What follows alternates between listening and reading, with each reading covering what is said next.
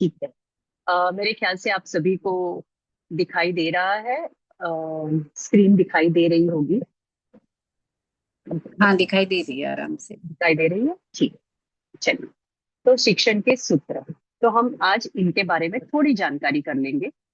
कौन कौन से सिद्धांत है जिन्हें हमें ध्यान में रखना है जब हम बच्चों को पढ़ाई कराते हैं अपनी ज्ञानशालाओं में।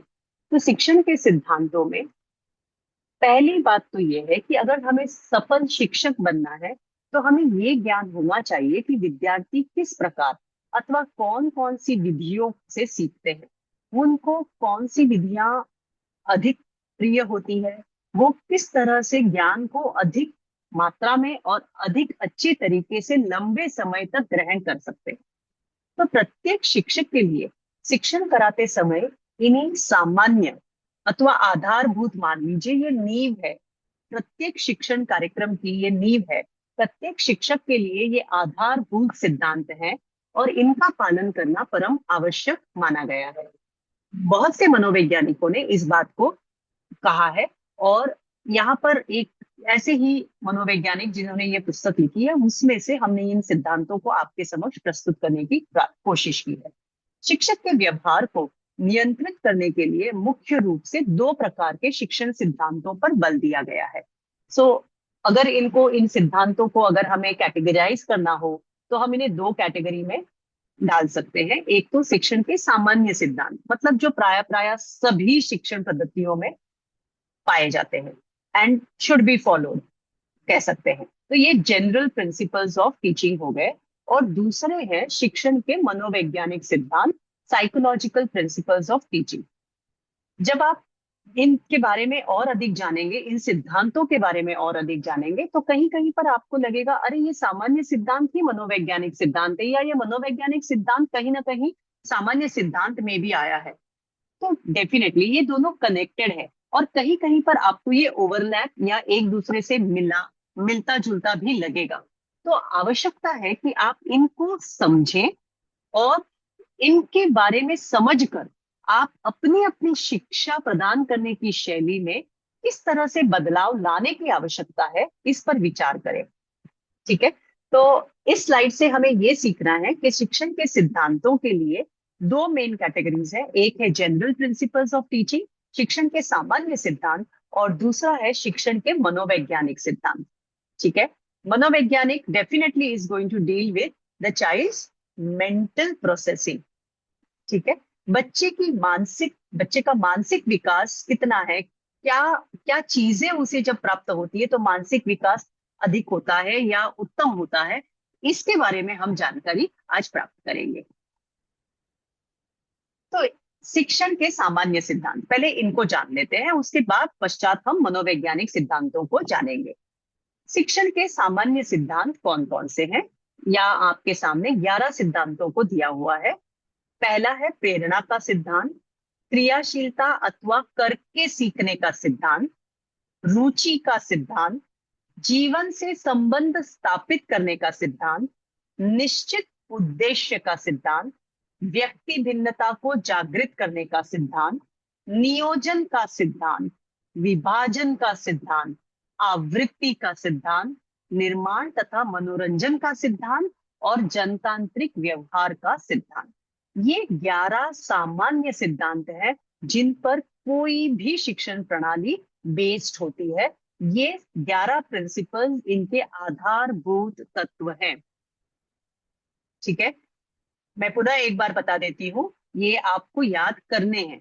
ठीक है। मैं बीच बीच में आपको प्रश्न भी देती जाऊंगी, तो आपको ये ध्यान रखना है कि प्राय प्रश्न होते हैं कि क्वेश्चन पेपर में ये कैसे पूछा जाएगा। तो बीच में जैसे जैसे सेशन आगे बढ़ेगा वैसे वैसे आपको कुछ प्रश्नों की जानकारी भी दूंगी। लास्ट में कुछ प्रश्न एग्जाम्पल के तौर पर मैंने इस स्लाइड पे भी डाले हुए हैं, वो भी आपके काम में आएंगे। तो ये जो स्लाइड है ये बहुत ही इंपॉर्टेंट स्लाइड है। आप जब आगे इन हर एक पॉइंट के बारे में सुनेंगे तो आपको ये ज्यादा याद करने की आवश्यकता नहीं होगी, सिर्फ आपको इन सिद्धांतों को याद करना है। शेष तो आप स्वयं भी लिख पाएंगे। ठीक है। आप एक दो बार पढ़ लेंगे तो भी आपके लिए ये इजी टॉपिक होगा। आप इसे ऑप्शन में ना रखें, ये हमारा बेस है, ये हमारा आधार बनने वाला है। हमें अच्छा शिक्षक बनने के लिए जो आधार स्तंभ की आवश्यकता है वो यही सिद्धांत हमें प्रदान करेंगे। तो मैं पुनः एक बार वापस पढ़ देती हूँ। प्रेरणा का सिद्धांत, क्रियाशीलता अथवा करके सीखने का सिद्धांत, रुचि का सिद्धांत, जीवन से संबंध स्थापित करने का सिद्धांत, निश्चित उद्देश्य का सिद्धांत, व्यक्ति भिन्नता को जागृत करने का सिद्धांत, नियोजन का सिद्धांत, विभाजन का सिद्धांत, आवृत्ति का सिद्धांत, निर्माण तथा मनोरंजन का सिद्धांत, जनतांत्रिक व्यवहार का सिद्धांत। ठीक है। अब मुझे, जब मैं आपको इन सिद्धांतों के बारे में कुछ और अधिक बताऊं, इससे पहले मैं जानना चाहती हूँ प्रेरणा के सिद्धांत से आप क्या समझते हैं। चैट में अपना आंसर दे सकते हैं। प्रेरणा के सिद्धांत से आप क्या समझते हैं? आपको क्या लगता है इसका मूल उद्देश्य क्या होगा, या ये क्यों आधारभूत सिद्धांत है प्रेरणा का सिद्धांत? आप, मुझे पता है आपको ये पता ही है कि प्रेरणा का अर्थ क्या होता है। किसी एग्जाम्पल से इंस्पिरेशन देना, आइडियल इंस्पायर होके, मोटिवेशन, बच्चों को प्रेरणा देना ज्ञानशाला में आने के लिए, आइडियल बनाना किसी को किसी एग्जाम्पल से, encourage them to study when students are interested in the topic. कोई प्रेरणादायी स्टोरी बताकर बच्चों को समझा सकते हैं, किसी को गार्ड करना, मोटिवेट करना बच्चों को एग्जाम्पल से, ज्ञान के लिए, one who inspire us. Okay, समझना कोई स्टोरी से, किसी के अच्छे कार्यों को प्रेरणा बनाना। आप सब ने बिल्कुल सही समझा है। ठीक है। रुचि का सिद्धांत, टू इंक्रीज रुचि, वो आपका तीसरा पॉइंट आ जाएगा। ठीक है। तो प्रेरणा का सिद्धांत ये होता है कि हम किसी भी तथ्य को बच्चों के सामने जब प्रस्तुत करते हैं, तो हम उसको इस तरह से प्रेरित करें कि उसमें एक इच्छा जागृत हो कि मुझे इस बारे में और सीखना है। जब हम ये कार्य करते हैं, तब वह अच्छे से अपने पाठ्य सामग्री में रुचि लेता है, और ये जिज्ञासा करना, ये उसकी मतलब फाइंड आउट करना, नई नई चीजों के बारे में जानना, ये उसकी जन्मजात प्रवृत्ति है। ठीक है। तो हमें इस चीज का यूज करना है, और हमें इस चीज को यूज करने के समय जिस तरह से प्रेरणा देनी है बच्चों को, उस पाठ्य सामग्री में इस तरह की प्रेरणा को ढूंढना है कि बच्चा उस चीज को जानने के लिए और अधिक जिज्ञासा करे, वह लालायित हो उठे कि अब मुझे इसके बारे में और जानना है। ठीक है। तो जैसे फॉर एग्जाम्पल यहाँ कुछ उदाहरण दिए गए हैं जो आपसे संबंधित, ज्ञानशाला से संबंधित ना भी हो, पर इनको देखकर हम अपने ज्ञानशाला में इनको इम्प्लीमेंट अवश्य कर सकते हैं। जैसे ताजमहल का मॉडल अथवा चित्र दिखाकर विद्यार्थियों में ऐतिहासिक घटनाओं को जानने की जिज्ञासा उत्पन्न करना। तो हमारे शिशु संस्कार बोर्ड की पुस्तकों में भी हमारे तेरापंथ के विशिष्ट धर्मस्थल है, जैसे सिरियारी कह दे, जैसे हम कंटालिया कह दे, राजनगर कह दे। ठीक है। तो इस तरह से हमारे यहाँ भी इतनी सारे विशिष्ट ऐतिहासिक स्थल कह सकते हैं है।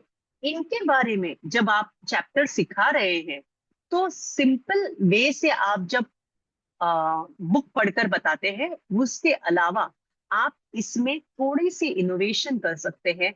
आप उनके चित्र, और प्राय प्राय बच्चों ने ये देखा, एटलीस्ट सिरियारी इत्यादि तो देखा ही है प्राय प्राय परिवारों में।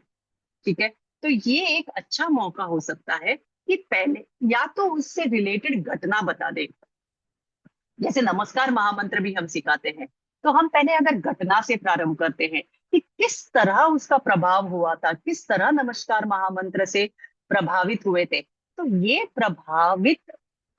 ये पीपीटी आप वर्ड टू वर्ड, आपके जो नोट्स दिए गए हैं वही है, कोई विशेष अलग से नहीं है। इसलिए आप सिर्फ सुने, आप एक बार आपके नोट्स पढ़े, तो आपको ये पूरी आराम से पता चल जाएगा। ठीक है। तो ये जो चीजें हैं, इन चीजों को, इन चैप्टर्स को हम एक प्रेरणा के साथ प्रारंभ करें।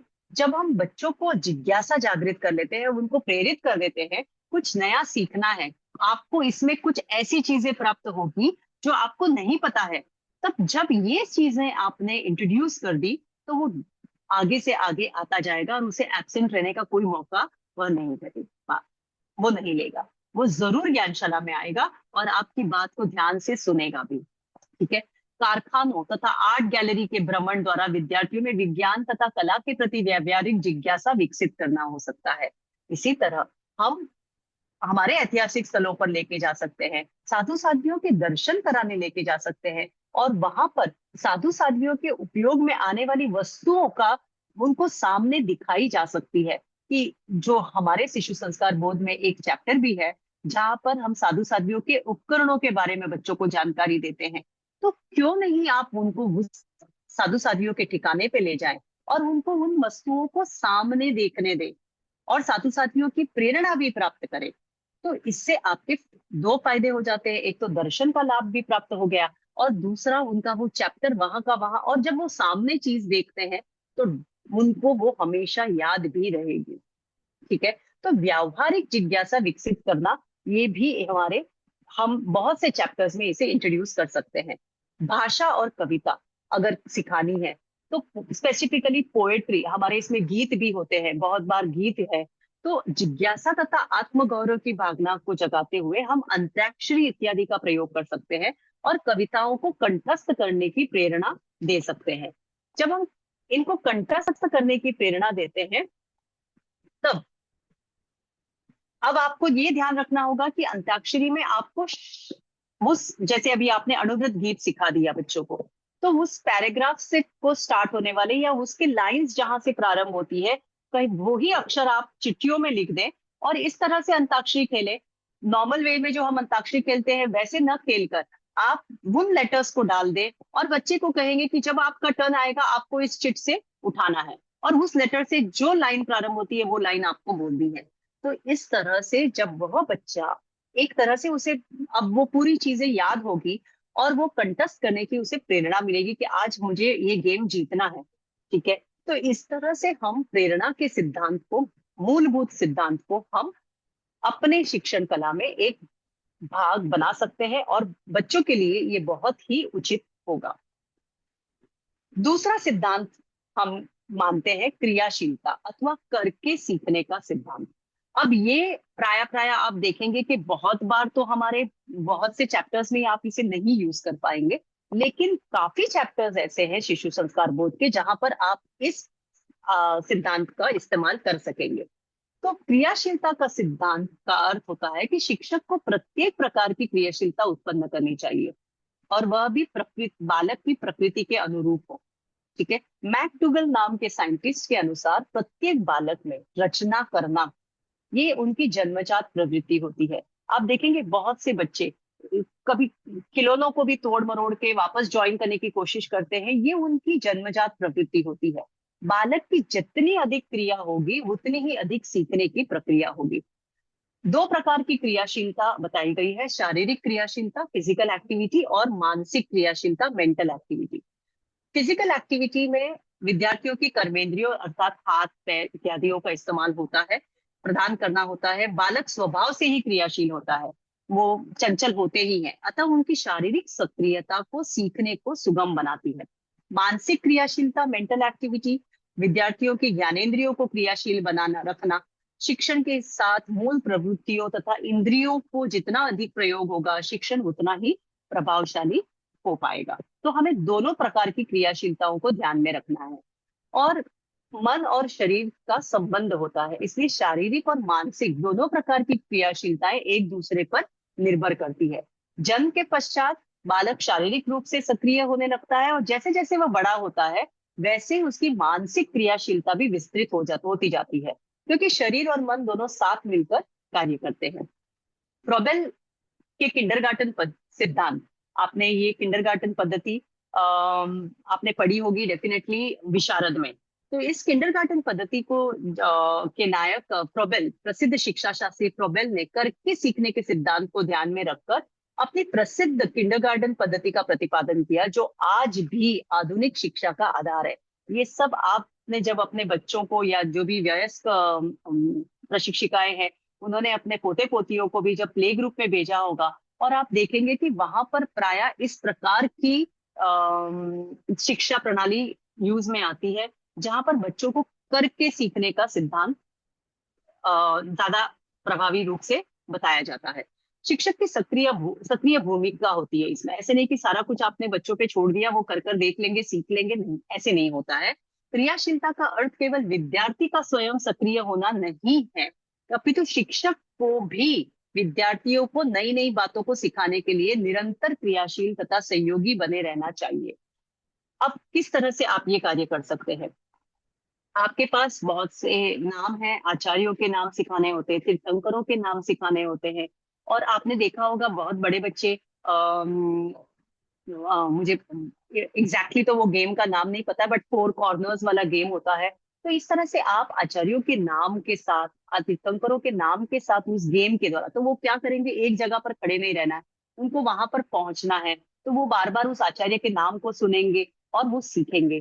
ठीक है। इसी तरह से आपको जैसे किसी आचार्य के बारे में उसके जीवन वृत्तक में, ठीक है, जैसे आचार्य जीतमल जी ले लीजिए, आचार्य भिक्षु ले लीजिए, उनके जीवन से संबंधित चैप्टर्स भी हमारे शिशु संस्कार बोध में है। तो जिस तरह से इन चैप्टर्स को सिखाना है, तो जैसे जन्म कहाँ हुआ, उनका आचार्य पद उन्हें कहाँ पर दिया गया, ठीक है, उनके जीवन की अलग अलग घटनाएं कहाँ कहाँ पर हुई, तो उन सारे स्टॉप्स को आप आपके भवन में एक एक कॉर्नर में लिख सकते हैं। और बच्चों को कहना है कि मतलब जैसे आपने एक म्यूजिक बजा दिया, म्यूजिक स्टॉप हुआ, तो बच्चों को वहां पर जाकर रुकना है और उनको बताना है कि वहां पर क्या हुआ था। तो इस तरह से जब और एक स्टेशन पे जाने के बाद आप पुनः उस स्टेशन पर नहीं जा सकते। तो इस तरह से आपको बच्चों को, और क्या होता है कि बहुत बार बच्चा कंटिन्यूअस बैठा रहता है ज्ञानशाला में, ठीक है, तो डेफिनेटली वो इतनी देर एक जैसा बैठना उसके लिए बहुत ही मुश्किल कार्य है। तो वो कहीं पर फिर किसी को डिस्टर्ब करेगा या अपने बैग में से कुछ सामान निकालेगा, रखेगा, तो उसका ध्यान नहीं रहता है। तो आप अगर उठा के जो पढ़ा रहे हैं उसी चीज को पढ़ाने के लिए आप यदि कुछ इस तरह से क्रियाशीलता करने का प्रयत्न करें, तो डेफिनेटली बच्चा अच्छी तरह से सीखेगा। और भी एग्जाम्पल हो सकते हैं, जैसे अपने 25 बोल सिखा रहे हैं, तो किस प्रकार जीव अजीव के सेपरेशन करना, पिक्चर्स रख दिए आपने, उनको सेपरेट आउट करना, इंद्रियों के द्वारा किस चीज का कौन सा उनका विषय है, ये जानने के लिए आपने अलग अलग पिक्चर्स रख दिए और उसको सॉर्ट आउट करना। तो ये सारी चीजें जब आप करते हैं तो उसका मानसिक क्रियाशीलता बढ़ती है। वो एनालाइज करने लगता है कि अच्छा, टीचर ने तब विषय ऐसे ऐसे बताए थे, इसका ये विषय है, तो ये इसके साथ मैच होता है या किसके साथ मैच होता है। इस तरह से आप शारीरिक क्रियाशीलता पर भी ध्यान दे सकती हैं। मैं नहीं कह रही हूं, मैं पुनः बता रही हूं आप सभी को कि हम नहीं चाहते हैं कि आप प्रत्येक ज्ञानशाला में एक ही चीज को कराएं, ठीक है, ऐसा नहीं हो सकता, ऐसा संभव नहीं है। लेकिन बीच बीच में आप इन चीजों का इस्तेमाल करें, इन टेक्निक्स का इस्तेमाल करें, तो आपकी ज्ञानशाला बहुत ही वाइब्रेंट होगी और बच्चे बहुत उत्साह से ज्ञानशाला में आएंगे। ठीक है। तो ये है क्रियाशीलता अर्थात करके सीखने का सिद्धांत।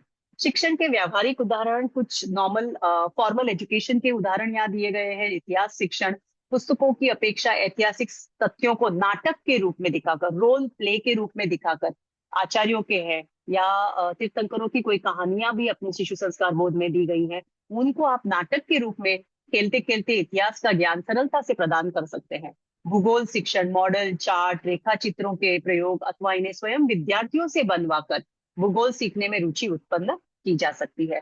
तो आधुनिक शिक्षण प्रणालियां, बहुत सी ऐसी प्रणालियां हैं जिन पर जो इन सिद्धांतों पर बेस है, that is learning by doing, ये इंग्लिश में इसका रूपांतरण हो जाता है करके सीखने का सिद्धांत। जैसे मॉन्टेसरी प्रणाली, किंडरगार्टन प्रणाली, अन्वेषण प्रणाली, डाल्टन प्रणाली, योजना प्रणाली तथा बेसिक एजुकेशन प्रणाली आदि इसी सिद्धांत पर संचालित होती है। इस सिद्धांत के लाभ व परिणाम क्या है? क्रियाशील रहने से छात्रों में अच्छी भावनाएं जागृत होती है, कार्य क्षमता बढ़ती है, प्रशंसनीय आदतों का विकास होता है तथा समाज सेवा का पर्याप्त प्रशिक्षण भी मिलता है, क्योंकि वो ग्रुप में काम करते हैं। तो समाज में किस तरह उनका कार्य होगा, किस तरह एक दूसरे के साथ सहयोग से काम करना है, सहानुभूति से काम करना है, ये सारी चीजें इस प्रशिक्षण के दौरान आप दे सकती हैं। अब चलते हैं हम हमारे तीसरे सिद्धांत पर। हमारा तीसरा सिद्धांत है हमारा तीसरा सिद्धांत है रुचि का सिद्धांत। ये हम सभी को पता है। ठीक है, क्योंकि अगर मुझे किसी चीज में इंटरेस्ट है तो वो मैं उसको उसके लिए मैं रात भर भी जाग सकती हूँ, बराबर है। ये हम सबके लिए कॉमन चीज है।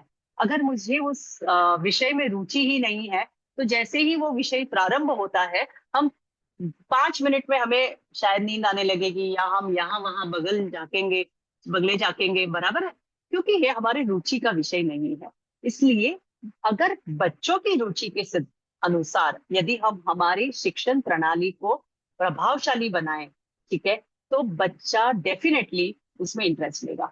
ठीक है, तो शिक्षण को उपयोगी तथा प्रभावशाली बनाने के लिए विद्यार्थी की पाठ्य विषय में रुचि उत्पन्न करना आवश्यक है। रुचि जागृत होने पर विद्यार्थी ज्ञान को अत्यंत सरलता से ग्रहण कर लेता है और उसे समझने में कोई कठिनाई नहीं होती। ठीक है, अब जैसे यदि आप मुझे कह दे कि अम,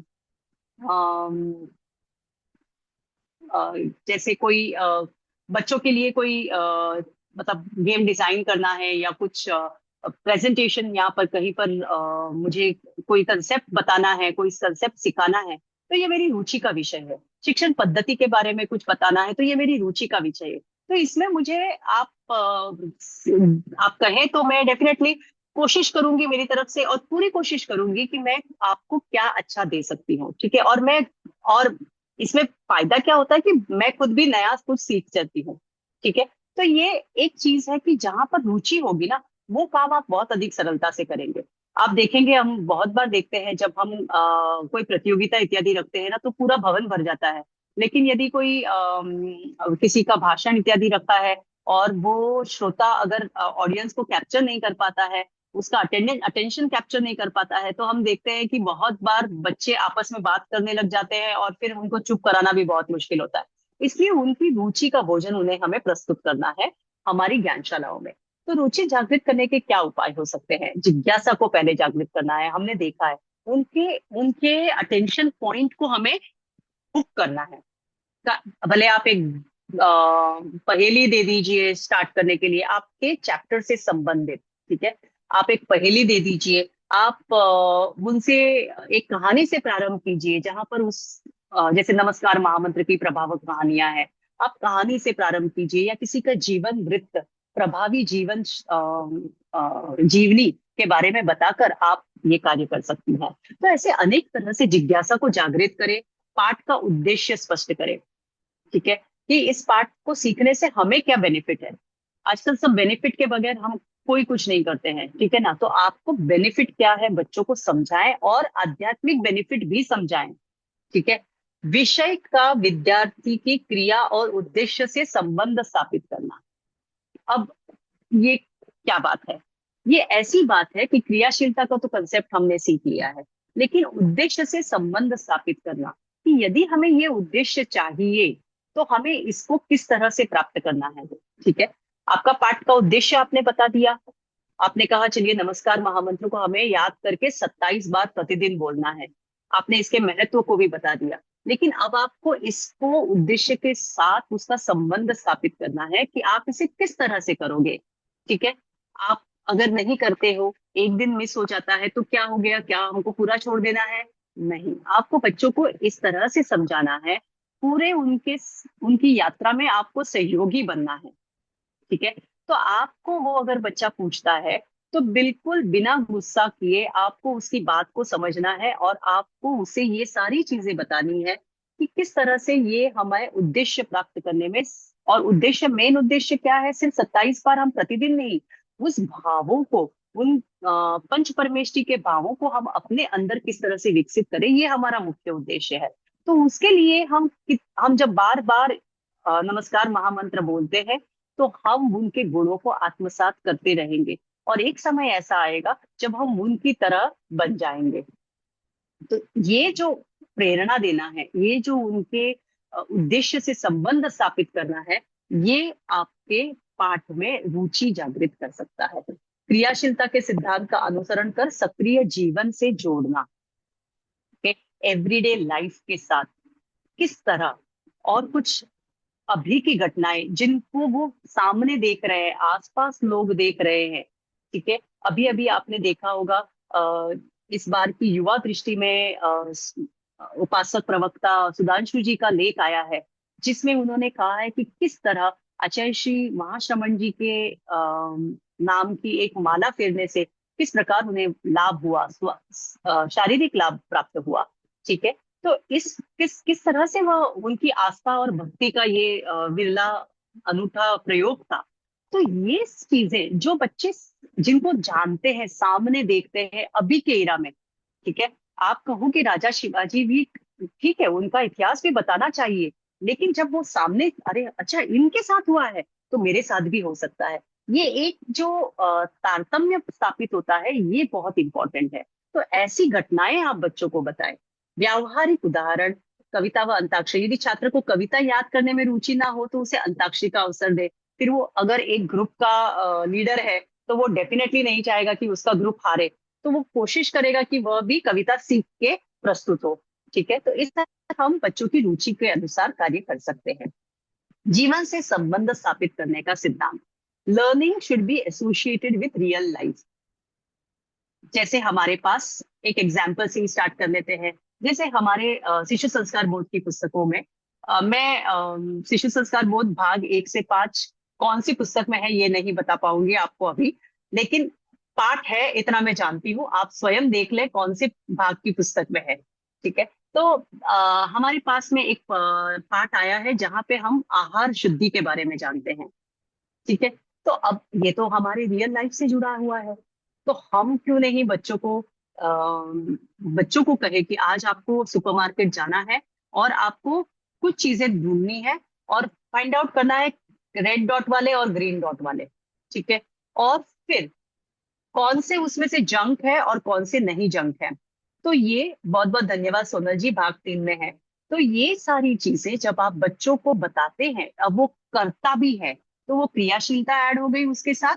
प्लस आपने क्या किया, खाना हमारा मेन बेस है, हमें उससे न्यूट्रिशन मिलता है। ना केवल वो हमारे शरीर को प्रभावित करता है, बल्कि हमारे मन को, हमारे मस्तिष्क को, हमारी सारी क्रियाओं को हमारा अन्न प्रभावित करता है।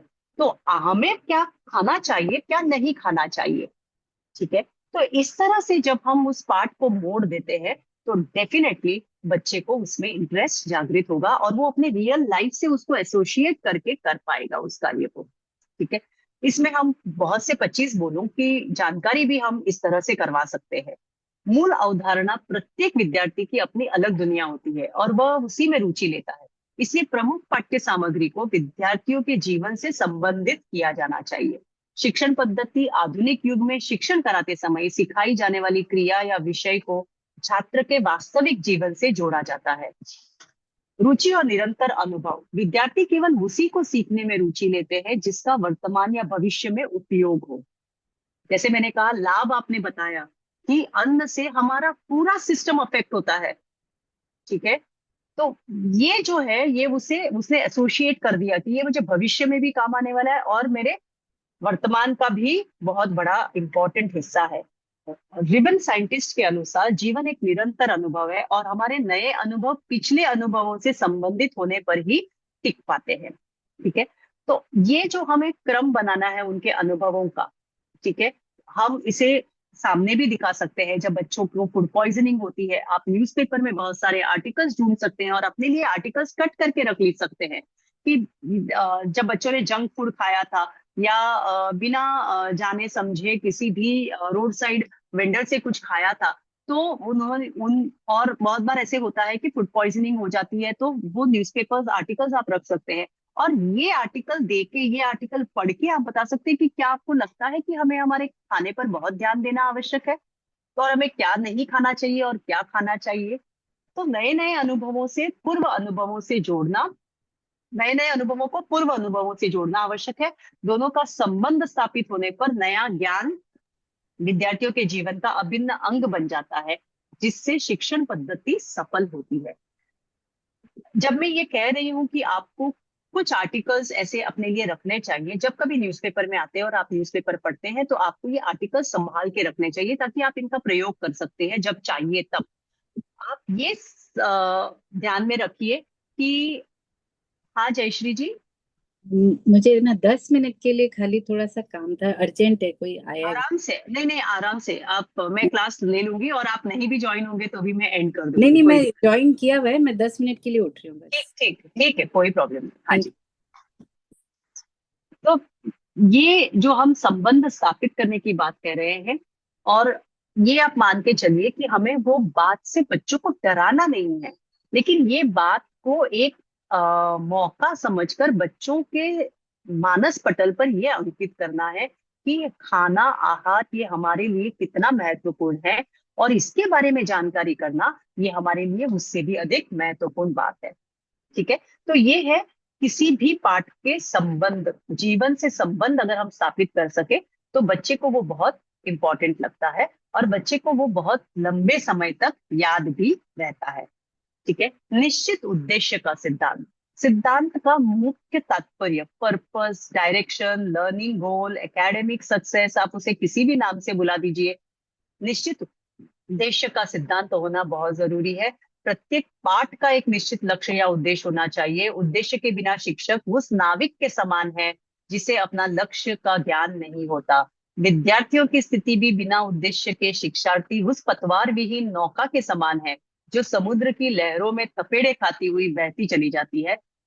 जस्ट पढ़ना एंड सिर्फ गोल रखना कि मुझे एग्जाम क्लियर करना है, ये हमारी ज्ञानशाला के सिलेबस का उद्देश्य बिल्कुल नहीं है। हम संस्कारों की शाला कहलाते हैं। हम ज्ञानशाला को संस्कारों की शाला कहते हैं, जहां पर हमें बच्चों के संस्कारों को बदलना है या संस्कार प्रदान करना है। तो हमें खुद को भी उद्देश्य पता होना चाहिए, और बच्चों को भी हमें उद्देश्य का ज्ञान करवाना जरूरी है।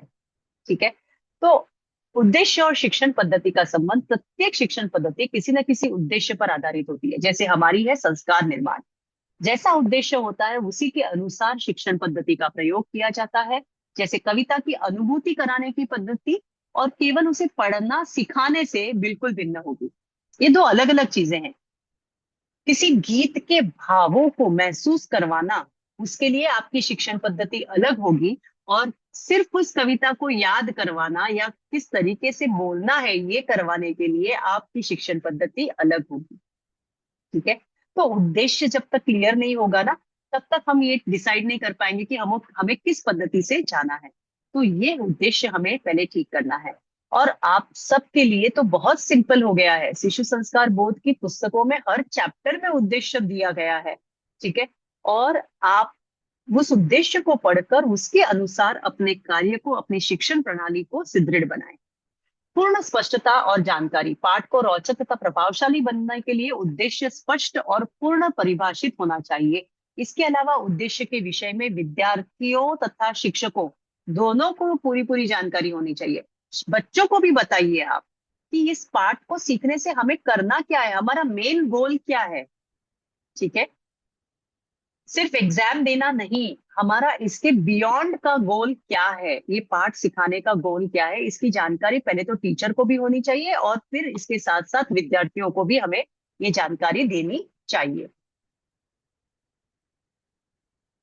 अब हम आगे चलते हैं, और आगे से हम दूसरे सिद्धांतों पर थोड़ा सा, ये मुख्य सारे जनरल प्रिंसिपल्स पर ही है, अभी तक 11 प्रिंसिपल्स हैं। ठीक है। व्यक्ति भिन्नता को जागृत करने का सिद्धांत, सिद्धांत का मुख्य तात्पर्य क्या है। मूल, ये व्यक्ति भिन्नता या जो हम कहते हैं डाइवर्सिटी है हमारे बच्चों में, इस डाइवर्सिटी को जागृत करने का सिद्धांत हमें क्या है। मूल अवधारणा, प्रत्येक विद्यार्थी बुद्धि, स्वभाव, योग्यता, रुचियों, क्षमताओं, अवधारणाओं में भिन्न भिन्न होता है। जैसे हमारी 5 उंगलियां अलग है, उसी प्रकार सभी बच्चे हमारे सामने जो बैठते हैं वो सभी अपनी अपनी एक इंडिविजुअल पर्सनालिटी लेके बैठते हैं। शिक्षण के समय इन विभिन्नताओं का ध्यान रखना परम आवश्यक है। विविध स्तर, चूंकि प्रत्येक विद्यार्थी एक ही स्तर पर नहीं जीता, इसलिए सभी विद्यार्थियों के विकास हेतु समान अवसर प्रदान किए जाते हैं। आप देख सकते हैं यहाँ पर इस पिक्चर में, कोई लिख कर पढ़ रहा है, कोई अपने ब्लॉक्स जमा कर पढ़ रहा है, कोई अपने लैपटॉप पर कुछ देख रहा है और उससे पढ़ रहा है। और टीचर इन सब की डाइवर्सिटी को ध्यान में रखकर कोई प्रणाली चूज कर रही है। ये शायद मुश्किल हो सकता है जब हमारे पास 5 या 7 बच्चे हो और हर एक को अपनी अपनी तरह से पढ़ाना हो, तो थोड़ी टीचर्स की भी प्रॉब्लम हो सकती है, क्योंकि हमारे पास इतने प्रशिक्षक नहीं अवेलेबल होते हैं। लेकिन हम इसे इस तरह से कर सकते हैं कि एक कक्षा में हमने किसी एक बच्चे की रुचि के हिसाब से, उसके मानसिक स्तर के हिसाब से कार्य किया, तो हम दूसरे उसकी रुचि के अनुसार, उसकी क्षमता के अनुसार किसी कार्य का नियोजन किया, और अगले हफ्ता हम किसी और बच्चे के कार्य के हिसाब से नियोजन करें। तो कभी कभी बीच में पूछ लेना चाहिए कि बच्चों आज कौन सा पाठ पढ़ना है। Let the child decide sometimes. हर बार हमें को डिसीजन पावर रखना है ऐसा नहीं है। जब बच्चे से पूछकर आप उसकी इच्छा का मान रखते हैं, तो वो भी आपकी इच्छा का और आपके डिसीशंस का मान रखेगा। ठीक है, तो ये प्रयोग भी आप करके देखिए, और ये बहुत अच्छा प्रयोग भी होता है। ठीक है। शिक्षक का मार्गदर्शन और सहानुभूति। सब बच्चे एक जैसे नहीं सीखते हैं, तो बहुत जरूरी है कि जो बच्चे पीछे रह गए हैं किसी भी कारण, समझ लीजिए।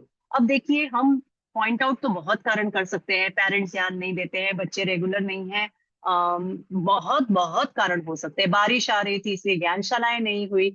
ऐसे हमारे पास अनेकों अनेकों कारण हो सकते हैं। लेकिन इन कारणों से ऊपर उठकर, जिनकी क्लासेस मिस हो गई है, क्या हम उन्हें अलग से थोड़ा सा ज्यादा अटेंशन देकर हम उनको उस स्तर पर, दूसरों के स्तर पर, सामान्य स्तर पर हम उनको ला सकते हैं क्या? इसके लिए आवश्यकता है हम सहानुभूति और सहयोग से उन्हें आगे लाए। और जो बहुत जल्दी सीख लेते हैं, बहुत रेगुलर बच्चे हैं, उनको कुछ चैलेंजिंग टास्क देकर उनके लिए भी, उनके मानसिक विकास के लिए भी अलग अलग तरह का खाना परोसे। ठीक है। इसलिए जैसे जैसे आप अपनी ज्ञानशाला की कक्षाएं आगे आगे बढ़ती है, आपको हर एक बच्चे के बारे में थोड़ी थोड़ी जानकारी होने लग जाती है कि ये कैसे पढ़ता है, ये थोड़ा लेजी है क्या। तो जब आपको ये पता चल जाता है, तो आप बच्चों को अपने अपने टीचर्स के ग्रुप में भी थोड़ा थोड़ा डिवीजन करके प्रारंभ कीजिए कि इनको ज्यादा जरूरत है पढ़ने की, मतलब ये बहुत मिस कर चुके हैं, तो इनको थोड़ा सा बहुत अधिक रिवीजन वगैरह करवाना पड़ेगा। तो ये आप उनको थोड़ा अलग बिठा के करवा दीजिए। जबकि जो बहुत रेगुलर है, बहुत बहुत कुछ सीख चुके हैं, उनको कुछ और नया सिखाने की प्रेरणा दीजिए, नया सीखने की प्रेरणा दीजिए, और उन्हें आगे बढ़ाइए। क्योंकि अगर आप उनको बार बार वही चीज पढ़ाएंगे, तो उनका इंटरेस्ट भी कम हो जाएगा। ये आप मान के चलिए। फिर वो सोचेंगे कि ज्ञानशाला क्यों जाना है, टीचर तो सेम चीज बार बार सिखाती है। ठीक है, आप बार बार क्यों सिखा रहे हैं? क्योंकि कुछ बच्चे पीछे रह गए थे। लेकिन वो जो बच्चे सीख चुके हैं ना, उनको भी जब वो बार बार वही सिखाया जाता है, तो वो उसमें इंटरेस्ट लूज कर देते हैं। ठीक है। शिक्षक को तीव्र और योग्य विद्यार्थियों को आगे बढ़ाने के लिए उचित निर्देश देने चाहिए, और सामान्य अथवा पिछड़े हुए विद्यार्थियों को सामान्य स्तर पर लाने के लिए सहानुभूतिपूर्ण व्यवहार करना चाहिए। व्यक्तिगत विभिन्नता और विकास। संक्षेप में, शिक्षकों को सभी विद्यार्थियों की व्यक्तिगत विभिन्नताओं को पहचानना चाहिए, और उसी के आधार पर उनका अधिक से अधिक और सर्वांगीण विकास करने का प्रयास भी करना चाहिए। नेक्स्ट है हमारा नियोजन का सिद्धांत। ये हमने विशारद में कक्षा ले चुके हैं। पुनः एक बहुत ही संक्षिप्त में आपको बता देती हूँ। पूर्व नियोजन और तैयारी। आपका ईयरली प्लान तैयार हो, आप किस तरह से आगे बढ़ेंगे, किस पार्ट के लिए आपको क्या क्या सामग्री लगेगी, आप किस पार्ट को कैसे सिखाने वाले हैं, ये सारा नियोजन आपकी, अगर आप अगर कर कर चलते हैं, तो सफल शिक्षण आप प्रदान कर सकते हैं। और उसके लिए पाठ योजना तैयार करना आवश्यक है। शिक्षक को शिक्षण से पूर्व क्रम निश्चित कर पाठ की योजना बना लेनी चाहिए, ताकि समस्याओं को सरलता से समाधान हो सके। सहयोग एवं विधि चयन। शिक्षक को पहले से सोचना चाहिए कि वह विद्यार्थियों से किस स्तर पर कितना सहयोग प्राप्त करके किसी समस्या को किस विधि से हल करेगा। समस्या अर्थात यहाँ पर हम किस पाठ को हम किस तरह से पढ़ाएंगे, इसके बारे में हमें नियोजित करना है। लचीलापन और तात्कालिकता। शिक्षण के समय अप्रत्याशित समस्याएं आ सकती हैं, और उसे तुरंत हल करने का हमें प्रयास भी करना है। पाठ्य योजना शिक्षक की स्वामिनी नहीं है। ये आपने पाठ नियोजन किया, ठीक है, लेकिन वह आपकी स्वामिनी नहीं है, वह आपकी सेविका है, वो आपको हेल्प करने के लिए है। ठीक है, वो आपको, आपके ऊपर रूल नहीं करेगी कि आपने ये प्लान किया था इस सप्ताह, तो आपको ये ही करना है, अगर आपके पास सामग्री नहीं है तो भी आपको यही करना है। नहीं, वो आपकी स्वामिनी नहीं है। इसमें लचीलापन रखना चाहिए कि किसी कारणवश कुछ हो सकता है कि उस समय या तो आपके कोई ज्ञानशाला में कोई और कार्यक्रम तय हो गया, तो आपको उस वो कक्षा प्राप्त नहीं हुई। तो आपको आपका नियोजन थोड़ा सा चेंज करना पड़ सकता है। लेकिन प्राय प्राय यदि आप नियोजित तरीके से चलती हैं तो आपका समय भी बचता है और बच्चों को भी बहुत अच्छे से ज्ञान प्राप्त होता है। विभाजन का सिद्धांत, जब हम हमारे सारे पोर्शन को यूनिट्स में डिवाइड करते हैं, आपने देखा है शिशु संस्कार बोर्ड की पुस्तकों को यूनिट्स में डिवाइड किया गया है, बहुत ही सुचारू रूप से ये सारा कार्य किया गया है। तो जब आप भी आपको जो सिखाना है उसको यूनिट्स में डिवाइड कर देती है, जैसे हम प्रतिक्रमण की पार्टियां हैं इत्यादि, वो हम एक साथ पूरी पार्टी एक कक्षा में तो सिखाना बहुत ही असंभव सी बात है, ठीक है ना। पर उसको विभाजन जब हम करते हैं कि आज हम इतना सिखाएंगे, अगली कक्षा में इतना सिखाएंगे, तो उसके बीच में भी हमें संबंध स्थापित करना चाहिए और किस तरह से कितना कहाँ पर कट करना है, ठीक है। तो ये भी हमें पूरा ध्यान से करना है। पाठ में भी ऐसा हो सकता है, कभी कभी बहुत बड़े पाठ होते हैं, तो हम जैसे जैन जीवन शैली ले लीजिए, अब 9 सूत्र है, आप एक कक्षा में यदि 9 सूत्र सिखाने जाएंगे तो आपके लिए वो बहुत बच्चों को बहुत कंफ्यूजन सा हो जाएगा। तो आप कौन से रिलेटेड सूत्र है जहां पर आप आज सिखाने वाले हैं, आगे कौन से, और इनके बीच में एक अच्छे से सोच समझकर आपको इनका विभाजन करना है। तो ये है अर्थ विभाजन का सिद्धांत।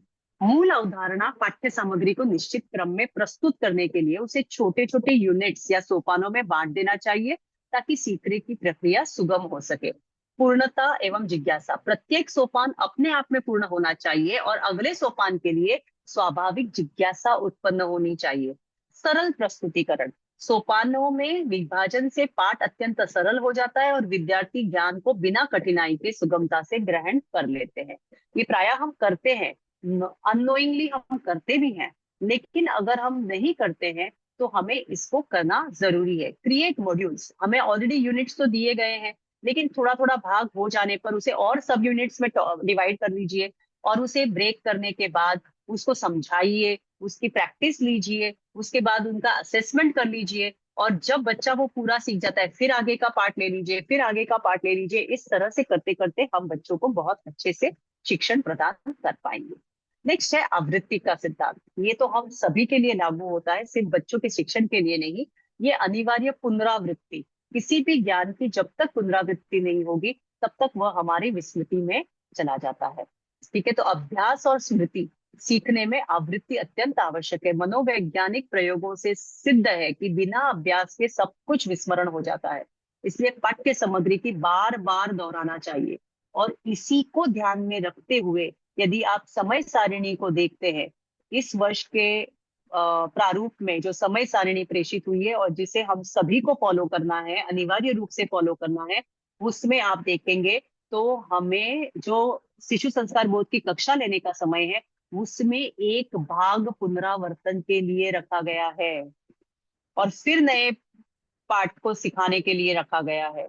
तो इस तरह से अगर इतना इन सिद्धांतों को ध्यान में रखकर इस तरह की व्यवस्था हमें प्राप्त हुई है, हमें ज्यादा मेहनत करने की भी आवश्यकता नहीं है। लेकिन हमें इस बात को हमेशा अपने स्मृति में रखना है कि जब तक हम उसे बार बार रिवाइज नहीं करेंगे या बच्चों को भी रिवीजन का अवसर नहीं देंगे हमारी कक्षाओं में, तब तक बच्चों को विस्मरण होता ही रहेगा। ये हम अपने आप के साथ देख सकते हैं। तो बच्चों में तो होना ही होना है, उनको तो बहुत कुछ सीखना होता है, उनके तो बहुत सारे एवेन्यूज हैं। उनको जिम्नास्टिक्स भी करना होता है, ड्राइंग करना है, उनको डांस क्लास जाना है, उनको स्कूल के सारे करने हैं, स्पोर्ट्स करना है। तो कितनी चीजों को उनको अपने दिमाग में, मस्तिष्क में रखना है। तो अगर हम पुनरावर्तन नहीं कराएंगे तो डेफिनेटली उनको विस्मरण होगा। समय समय पर अभ्यास, ज्ञान को केवल तुरंत या उसी दिन नहीं बल्कि समय समय पर प्रयोग और अभ्यास में लाते रहना चाहिए ताकि सीखा हुआ ज्ञान स्थायी बना रहे। कठिनता के अनुकूल, दोहराने का मूल मंत्र पाठ की प्रकृति पर निर्भर करता है। अब जितना कठिन पाठ होगा उतना अधिक दोहराना आपके लिए अच्छा होगा। वो- ठीक है, तो ये कठिन और जटिलता जितनी चैप्टर में होगी उतना आपको बार बार उसे रिपीट करना चाहिए, ठीक है। तो ये है हमारा आवृत्ति का सिद्धांत। निर्माण तथा मनोरंजन का सिद्धांत, ये तो हम हमारे व्यक्तित्व विकास में प्राय करते ही है और हम हमारी चैप्टर सिखाने में भी ये चीजें कभी कभी यूज कर सकते हैं। सर्जनात्मक विकास, मूल अवधारणा है कि विद्यार्थियों में ऐसे मनोरंजन पूर्ण क्रियाएं करवाई जाए जो उनकी सर्जनात्मक शक्ति को उचित और सहज विकास कर सके। आप कोई प्रोजेक्ट दे सकते हैं, कोई मॉडल मेकिंग कंपटीशन करवा सकते हैं जिससे बच्चा खुद आके उस मॉडल को एक्सप्लेन करे। कोई चार्ट बनाने का कार्य दे सकते हैं। हर क्लास में नहीं, मैं पुनः पुनः बात कह रही हूँ, हर क्लास में आप एक ही विधा को नहीं करवा सकते हैं। ठीक है, बच्चा डाइवर्ट हो जाएगा, उसे बिल्कुल रुचि नहीं पैदा होगी। आप आपके हर कक्षा में नया एलिमेंट रखिए, इनोवेशन रखिए, तो बच्चा ज्ञानशाला में भी आएगा और आकृष्ट भी होगा। भय मुक्त अन्वेषण। विद्यार्थी स्कूल तथा शिक्षक से भयभीत न होकर रुचि लेंगे, नई बातें खोजने का प्रयास करेंगे तथा स्वतंत्र अभिव्यक्ति का अवसर भी पाएंगे। तो कभी कभी आप उनको, बच्चों को तैयार करके आप सभी अपनी कक्षा में उन्हें खड़ा होकर उस पाठ का या उस गीत का संगान करने के लिए कह सकती हैं।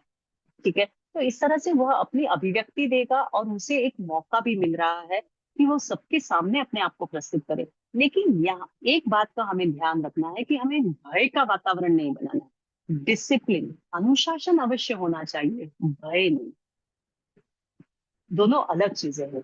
अनुशासन अवश्य होना चाहिए, लेकिन टीचर से डरे, क्योंकि अगर वो टीचर से इतना डरेगा तो वो ज्ञानशाला में आना बंद कर देगा।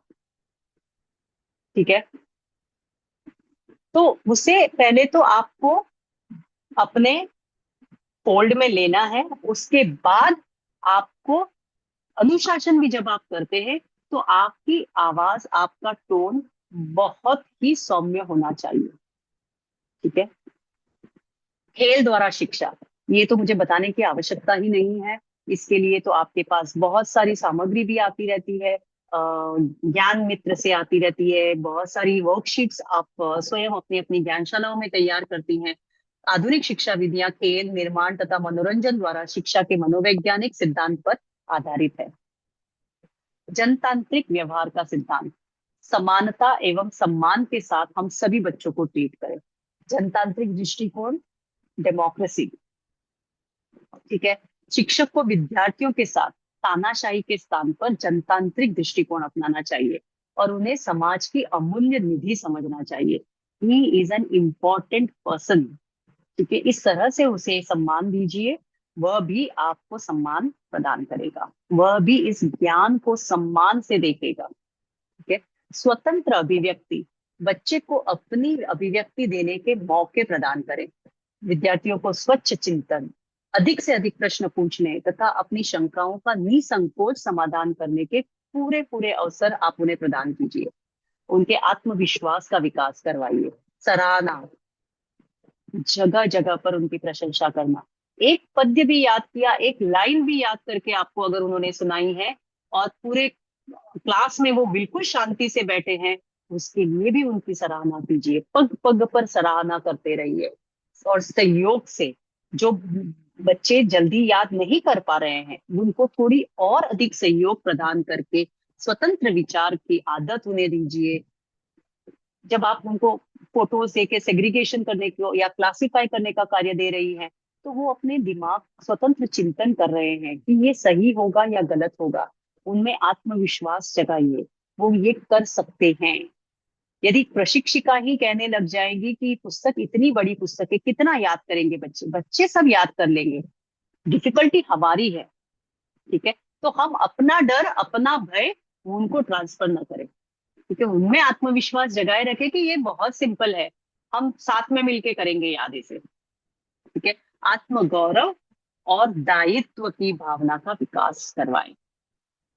साधु साध्वियों के प्रति हमारा क्या दायित्व है? अगर वो भवन में है तो हमें किस तरह से उनके, जब हम भवन में कदम रखते हैं या कहीं पर भी, जहां पर भी हमें साधु साधिया दिखे, जहां कहीं भी हमें हमारे टीचर्स दिखे, साधु साधिया दिखे तो वंदना करें, और जहां कहीं हमें टीचर्स दिखे या बड़े दिखे जिनको हम जानते हैं तो उनको जय जिनेन्द्र कहकर अभिवादन करें। ये सारी जो चीजें हैं ये हमारा दायित्व है। किस तरह से हमें माता पिता के प्रति सम्मान रखना है, उन्हें वापस जवाब नहीं देना है, हमारे गुस्से पर, हमारे आवेगों पर कंट्रोल करना है, ये सारे संस्कारों की बात है जो हमें इन मूल सिद्धांतों को जब हम समझ जाएंगे और हमारे शिक्षण का पाठ बनाएंगे तो डेफिनेटली मैं मानती हूँ हमारे ज्ञानशालाओं में ज्ञानार्थियों की वृद्धि होगी और ज्ञानार्थियों के गुणों का विकास भी होगा। तो ये थे हमारे 11 सिद्धांत, जनरल प्रिंसिपल्स ऑफ टीचिंग। सो सभी शिक्षा प्रणालियों में कंबाइन किए हुए हैं, क्योंकि सभी इस पर आधारित होती है प्राय प्राय, आप देखेंगे। अब हम अगर चलते हैं मनोवैज्ञानिक सिद्धांत में, पुनः एक बार कह देती हूँ, जब मैं आपको मनोवैज्ञानिक सिद्धांत बताऊंगी तो आप कहेंगे अच्छा ये तो हमने तभी भी पढ़ा था। तो प्राय प्राय दे आर ओवरलैपिंग, ठीक है। लेकिन ये बच्चों के मनोविज्ञान, बच्चे ऐसे सोचते हैं, तो इसको हम ध्यान में रखकर भी हमारी शिक्षण प्रणाली को हम पैना कर सकते हैं। तो शिक्षण के मनोवैज्ञानिक सिद्धांत शिक्षण प्रक्रिया को प्रत्यक्ष अप्रत्यक्ष रूप से प्रभावित करते हैं। इन सिद्धांतों का प्रयोग अधिगम प्रक्रिया को प्रभावशाली बनाने के लिए किया जाता है। हमारी डिलीवरी को बहुत प्रभावी कैसे बनाए। तो सबसे पहला मनोवैज्ञानिक सिद्धांत है अभिप्रेरणा एवं रुचि का सिद्धांत। अभिप्रेरणा, हमने प्रेरणा के बारे में सुना ही है, और बहुत महत्वपूर्ण इन ये सिद्धांत है। इस सिद्धांत के अनुसार शिक्षक और विद्यार्थी दोनों को ही अभिप्रेरित होकर तथा रुचि से कार्य करना पड़ता है, ठीक है। टीचर को भी रुचि होनी चाहिए, ठीक है। अगर हम ज्ञानशाला को सिर्फ एक क्या कहते हैं, हमारी एक रेगुलर एक्टिविटी के हिसाब से करते हैं, तो डेफिनेटली इंटरेस्ट नहीं होगा। जबकि अगर हम उसे उत्साह के साथ कि मुझे 1 घंटा कम से कम बच्चों के सामने अपने, मुझे खुद स्वयं को प्रस्तुत करना है, तो मैं किस तरह से तैयार होके जाऊंगी। मैं जब बोल रही हूँ तैयार होके जाना है, तो मैं इस तैयारी की बात नहीं कह रही हूँ। ये तैयारी तो एक आम बात है। आप क्या प्रस्तुत करने वाले हैं, आपके चैप्टर को आप किस तरह से प्रस्तुत करने वाले हैं, आप आज क्या साथ में लेके जाने वाले हैं ताकि उनकी रुचि बनी रहे। तो इस तरह से हमको भी प्रेरित होना है, तो हम ज्ञानशाला में जाकर बच्चों को प्रेरणा दे पाएंगे और उनकी रुचि के अनुसार हम पाठ को पढ़ा पाएंगे। मनोरंजन का सिद्धांत, जैसा मैंने कहा वहां पर भी था, यहाँ पर भी हम उसी बात को कह रहे हैं। बीच बीच में ब्रेक्स, इसीलिए व्यक्तित्व विकास का कार्य भी दिया गया है। हमारी समय सारिणी में इसका भी ध्यान रखा गया है कि बीच बीच में मनोरंजन होता रहे।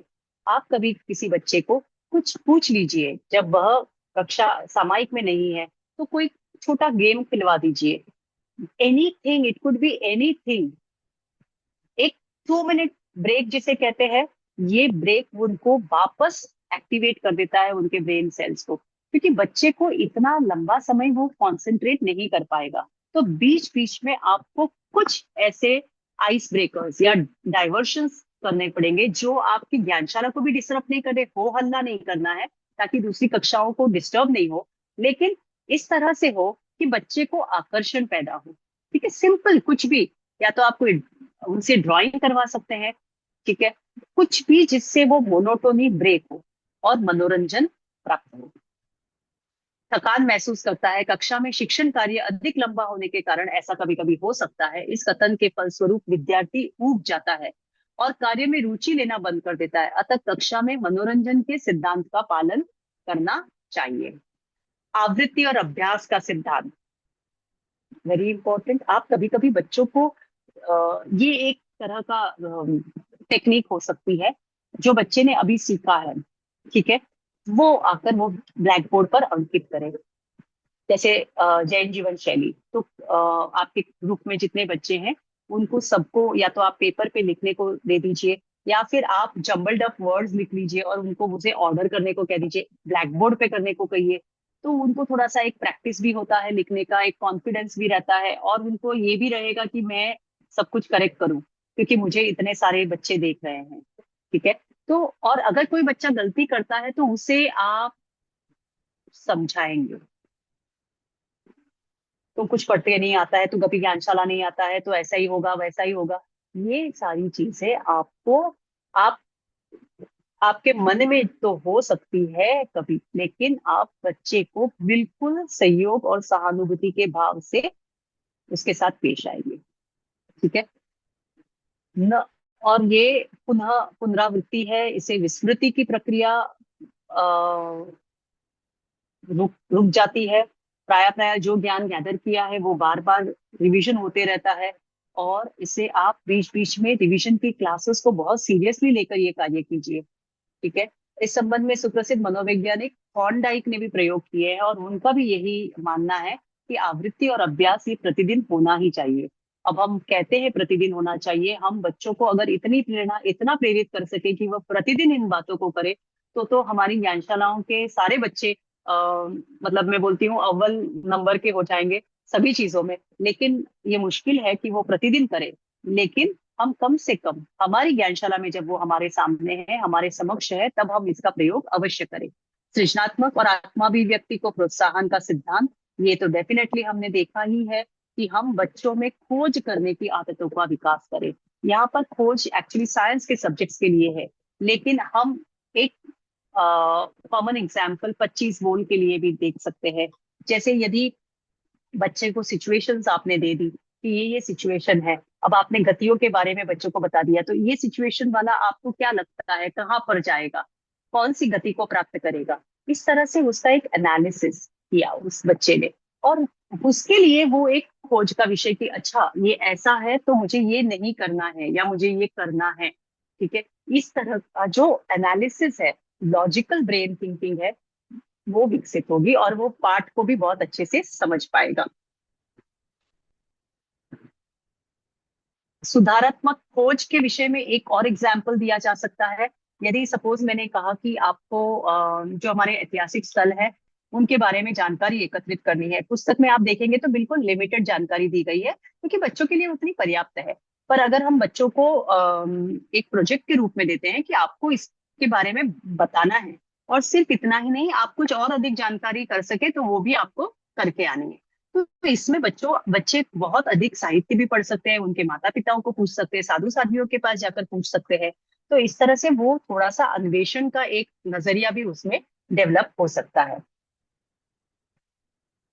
सुधारात्मक शिक्षण का सिद्धांत, मैंने जैसे कहा कि बहुत बार विद्यार्थियों के शिक्षण कार्यों में त्रुटियां होती है, तो शिक्षक पहले उन त्रुटियों को देखे और सोचे कि कहीं पर मैंने कुछ सिखाने में गलती तो नहीं की है, वह अपनी त्रुटियों को भी ध्यान लगाए उस पर भी और उसमें सुधार करे। और बच्चों के शिक्षण में भी आप देखेंगे कि कई बार कुछ बच्चे तो बहुत अच्छे से सीख लेते हैं लेकिन कुछ नहीं सीख पाते या बहुत सारी मिस्टेक्स करते हैं। तो उनको एक उनको अलग से बिठाकर उनका सुधारात्मक शिक्षण होना चाहिए। इसे हम कहते हैं रेमेडियल कोचिंग जिसे कहा जाए, ताकि वो बच्चे तैयार हो सके। अगर उन्हें एक वर्ष में इतना पढ़ाई करना है या इतना कुछ याद करना है, ये संस्कार उनमें होने चाहिए थे। अगर बच्चा रेगुलर नहीं आ रहा है तो आप उनके माता पिता से बात करके फाइंड आउट कीजिए कि क्यों ऐसा हो रहा है, क्या दिक्कत है, कुछ समाधान उसका ढूंढिए। ठीक है, तो इस तरह से जब हम उसे रेमेडियल कोचिंग देते हैं तो बच्चे को एक आत्मविश्वास पैदा होता है और वह डेफिनेटली कोशिश करेगा कि आगे से वह समय पर आए, समय पर पहुंचे और समय में अपना सारा कार्य करे। सहानुभूति और सहयोग का सिद्धांत, वेरी वेरी इंपॉर्टेंट। बच्चा डर के ज्ञानशाला ना आए, बच्चा सहयोग और सहानुभूति के लिए ज्ञानशाला में आए। एक अच्छा शिक्षक वही हो सकता है, वही अच्छा पथदर्शक बन सकता है बच्चों के लिए, यदि वह विद्यार्थियों के प्रति सहानुभूति रखता है और उनकी कठिनाइयों को दूर करने में अपना सहयोग प्रदान करता है। ऐसे शिक्षक विद्यार्थियों के लिए प्रेरणा बन जाते हैं। आप देखते हैं कि बहुत बार नोटिस किया होगा कि बच्चे बहुत सालों के बाद जब आके आपको जय जिनेन्द्र बोलते हैं, आप मेरे ज्ञानशाला में मुझे आपने पढ़ाया था, जब ऐसा बोलते हैं तो वो टीचर्स को वो याद रखते हैं जो उनके साथ सहानुभूति और सहयोग के साथ जिन्होंने कार्य किया था। ठीक है, तो ये आप उस तरह के एक शिक्षक बनने का प्रयास हमेशा करिए। लास्ट के दो सिद्धांत हैं। पुनर्बलन का सिद्धांत, जब हम कोई पुरस्कार समझ लीजिए, बहुत ही छोटी सी कोई गिफ्ट या कोई स्टार भी अगर हम बच्चों को दे देते हैं, तो बच्चा समझता है कि अगर मैं ऐसे प्रस्तुति करता हूँ या इस तरह मैं याद करके आता हूँ तो मुझे ये मिलता है, ये स्टार मिलता है। तो मैं अगली बार भी मेरे लिए वो रिपीट करने के लिए मेरी मानसिकता बन जाती है कि मुझे अगली बार भी स्टार लेना है तो मुझे क्या करना है। ठीक है, तो ये है पुनर्बलन का सिद्धांत।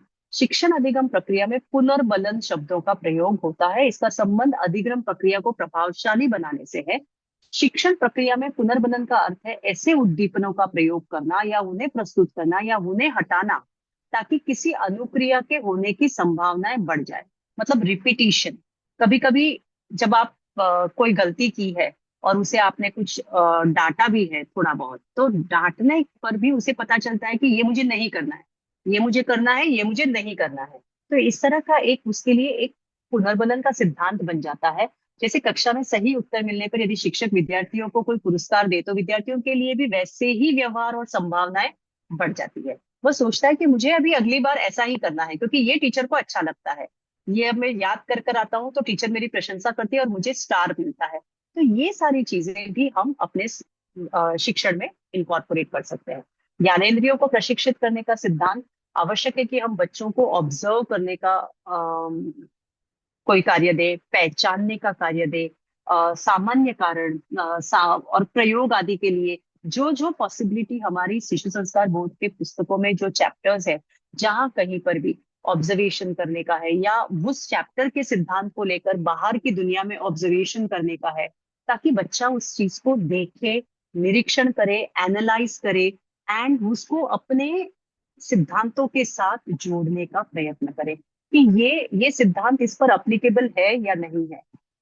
ठीक है, तो इस तरह से जब हम एग्जाम्पल्स के साथ बच्चों को ये कार्य करवाते हैं, उनकी ज्ञानेंद्रियों को हम प्रशिक्षित करने का कार्य करते हैं, उनका मानसिक विकास बहुत अच्छा होता है। स्कूल इत्यादि में जैसे मैथ्स के प्रॉब्लम सॉल्व करने पर आपकी लॉजिक बहुत अच्छी होती है, तो उस प्रकार से ऐसे कार्य भी हम ज्ञानशालाओं में सिखाएं, जहां कहीं जिस चैप्टर से रिलेटेड हो सके वहां पर हम ज्ञानेंद्रियों के विकास को प्रशिक्षित करने का भी प्रयोग करें।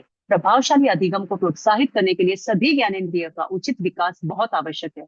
अधिगम के सभी पक्षों जैसे निरीक्षण करना, पहचान करना, सामान्य कारण, प्रयोग आदि के लिए सभी प्रकार की क्षमताओं की आवश्यकता होती है, जो कि ज्ञानेंद्रिय द्वारा ही प्राप्त हो जा सकती है। और ये हमें पूरी पूरी तरह से ध्यान रखकर करना है। जैसे मैंने कहा, आपके लिए कुछ प्रश्न, सैंपल क्वेश्चंस जिसे आप कह सकती हैं, मैं पुनः कह रही हूँ ये सैंपल क्वेश्चंस है, इन्हीं में से एक प्रश्न आएगा ऐसा नहीं है आपके थ्योरी पेपर में।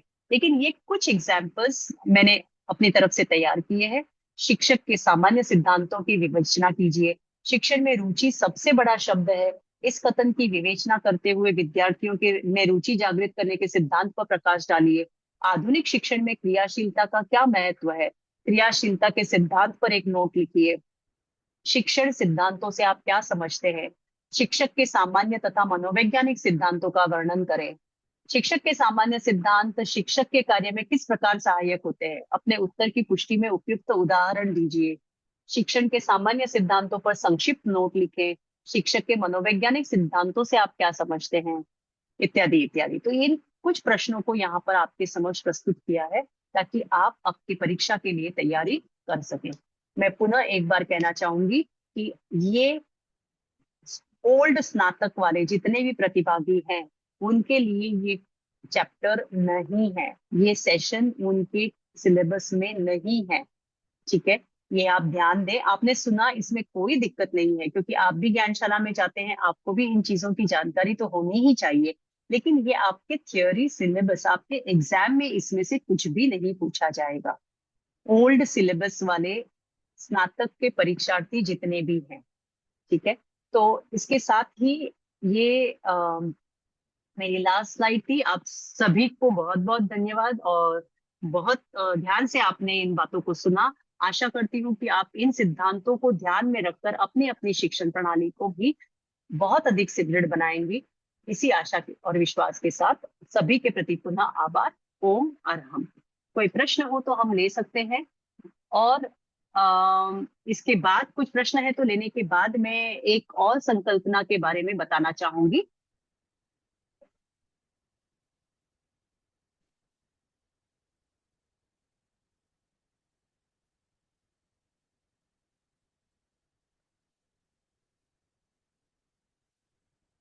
कोई प्रश्न हो? ठीक है, चेतना जी मेहता, जयश्री जी क्या आप है? जयश्री जी। हाँ, मैं यहीं पर हूँ। हाँ, चेतना जी मेहता का कोई प्रश्न है? हाँ, अनम्यूट करिए। चेतना जी आप खुद को अनम्यूट कीजिए। जय जिनेन्द्र, मैं मुंबई जय से हूँ। जितेंद्र। हाँ जी। मेरा क्वेश्चन ये था कि आपने जो भी ये पॉइंट बताए ना क्वेश्चन आंसर के, हाँ मतलब जी।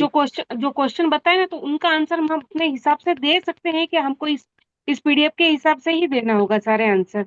अगर कुछ भी अगर पूछा के जैसे एग्जांपल के साथ जैसे में लेना, हाँ तो आप जैसे मतलब सिद्धांत तो वही रहेगा ना। हाँ सिद्धांत वही देगा, उससे तो लेकिन आप हम अपने लैंग्वेज में एग्जाम्पल आंसर तो। दे सकते हैं। एग्जाम हाँ हम जी। आंसर अपने लैंग्वेज में दे सकते हैं, सारा आंसर बुक के हिसाब हाँ से जी। जो भी दिन। Okay, thank you. हाँ वर्षा जी। जिनेंद्र मैम, मेरा क्वेश्चन है कि जो अभी ज्ञानशाला में ये एक्टिविटीज आ रही है, वो प्रतिक्रमण की पार्टियां, चतुर्विंग जैसे चक्र स्तुति और क्रियापतिक सूत्र जो ऑनलाइन करना है, वो एसएसबी 1-2 के बच्चों को तो आती नहीं है, तो फिर वो नहीं करे तो भी चलेगा क्या? कौन सी एक्टिविटीज की तो बात कर रही है आप? अभी जो प्रतिक्रमण की पार्टियां करके जो ज्ञान मित्र भेजते हैं। देखिए वो आपको अपनी कक्षा के अनुसार, आपको आपके बच्चों के लेवल को समझकर आपको डिसाइड करना है। वो कंपलसरी एक्टिविटी आपको सारे बच्चों को करानी है ऐसी बात कभी नहीं थी। ठीक है मैम, थैंक यू मैम, वहां प्रतिक्रिया। पर आपको अपना विवेक यूज करना है। ठीक है ना। हाँ जी, कहिए नेक्स्ट। हाँ संगीता जी, आप अनम्यूट करिए। जय जिनेन्द्र रत्ना जी। जय जिनेन्द्र। बहुत बहुत आभार व्यक्त करती हूँ। आपका परिश्रम पूरा दिख रहा है कि आपने हम सबको बनाने के लिए काफी परिश्रम किया है। तो सबसे पहले तो बहुत गुरुदेव। बहुत प्रणाम आपको, आपकी गुणवत्ता को। गुरुदेव की कृपा है। हाँ। गुरुदेव अब की मेरा कृपा। प्रश्न ये है, हाँ एक जी तो कहिए। पेपर का पैटर्न कैसा रहेगा? पेपर का जैसे पैटर्न मार्केट। वो आपको मोटा मोटी आपको कुछ दिनों में भेज दिया जाएगा आपके ग्रुप पर। ठीक है। अच्छा, शिक्षण टेक्निक्स में अपना एक प्रश्न एक और हाँ है, जी। जैसे हमने विशारद में जो किया था हम्म, वो अभी स्नातक में भी एप्लीकेबल होगा क्या कोर्स? नहीं, मतलब उसमें से प्रश्न यहाँ पर नहीं पूछे जाएंगे। हाँ, नहीं पूछे जाएंगे। ओके। Okay, thank you. अच्छा। उर्वशी जी, आप अपना क्वेश्चन पूछिए।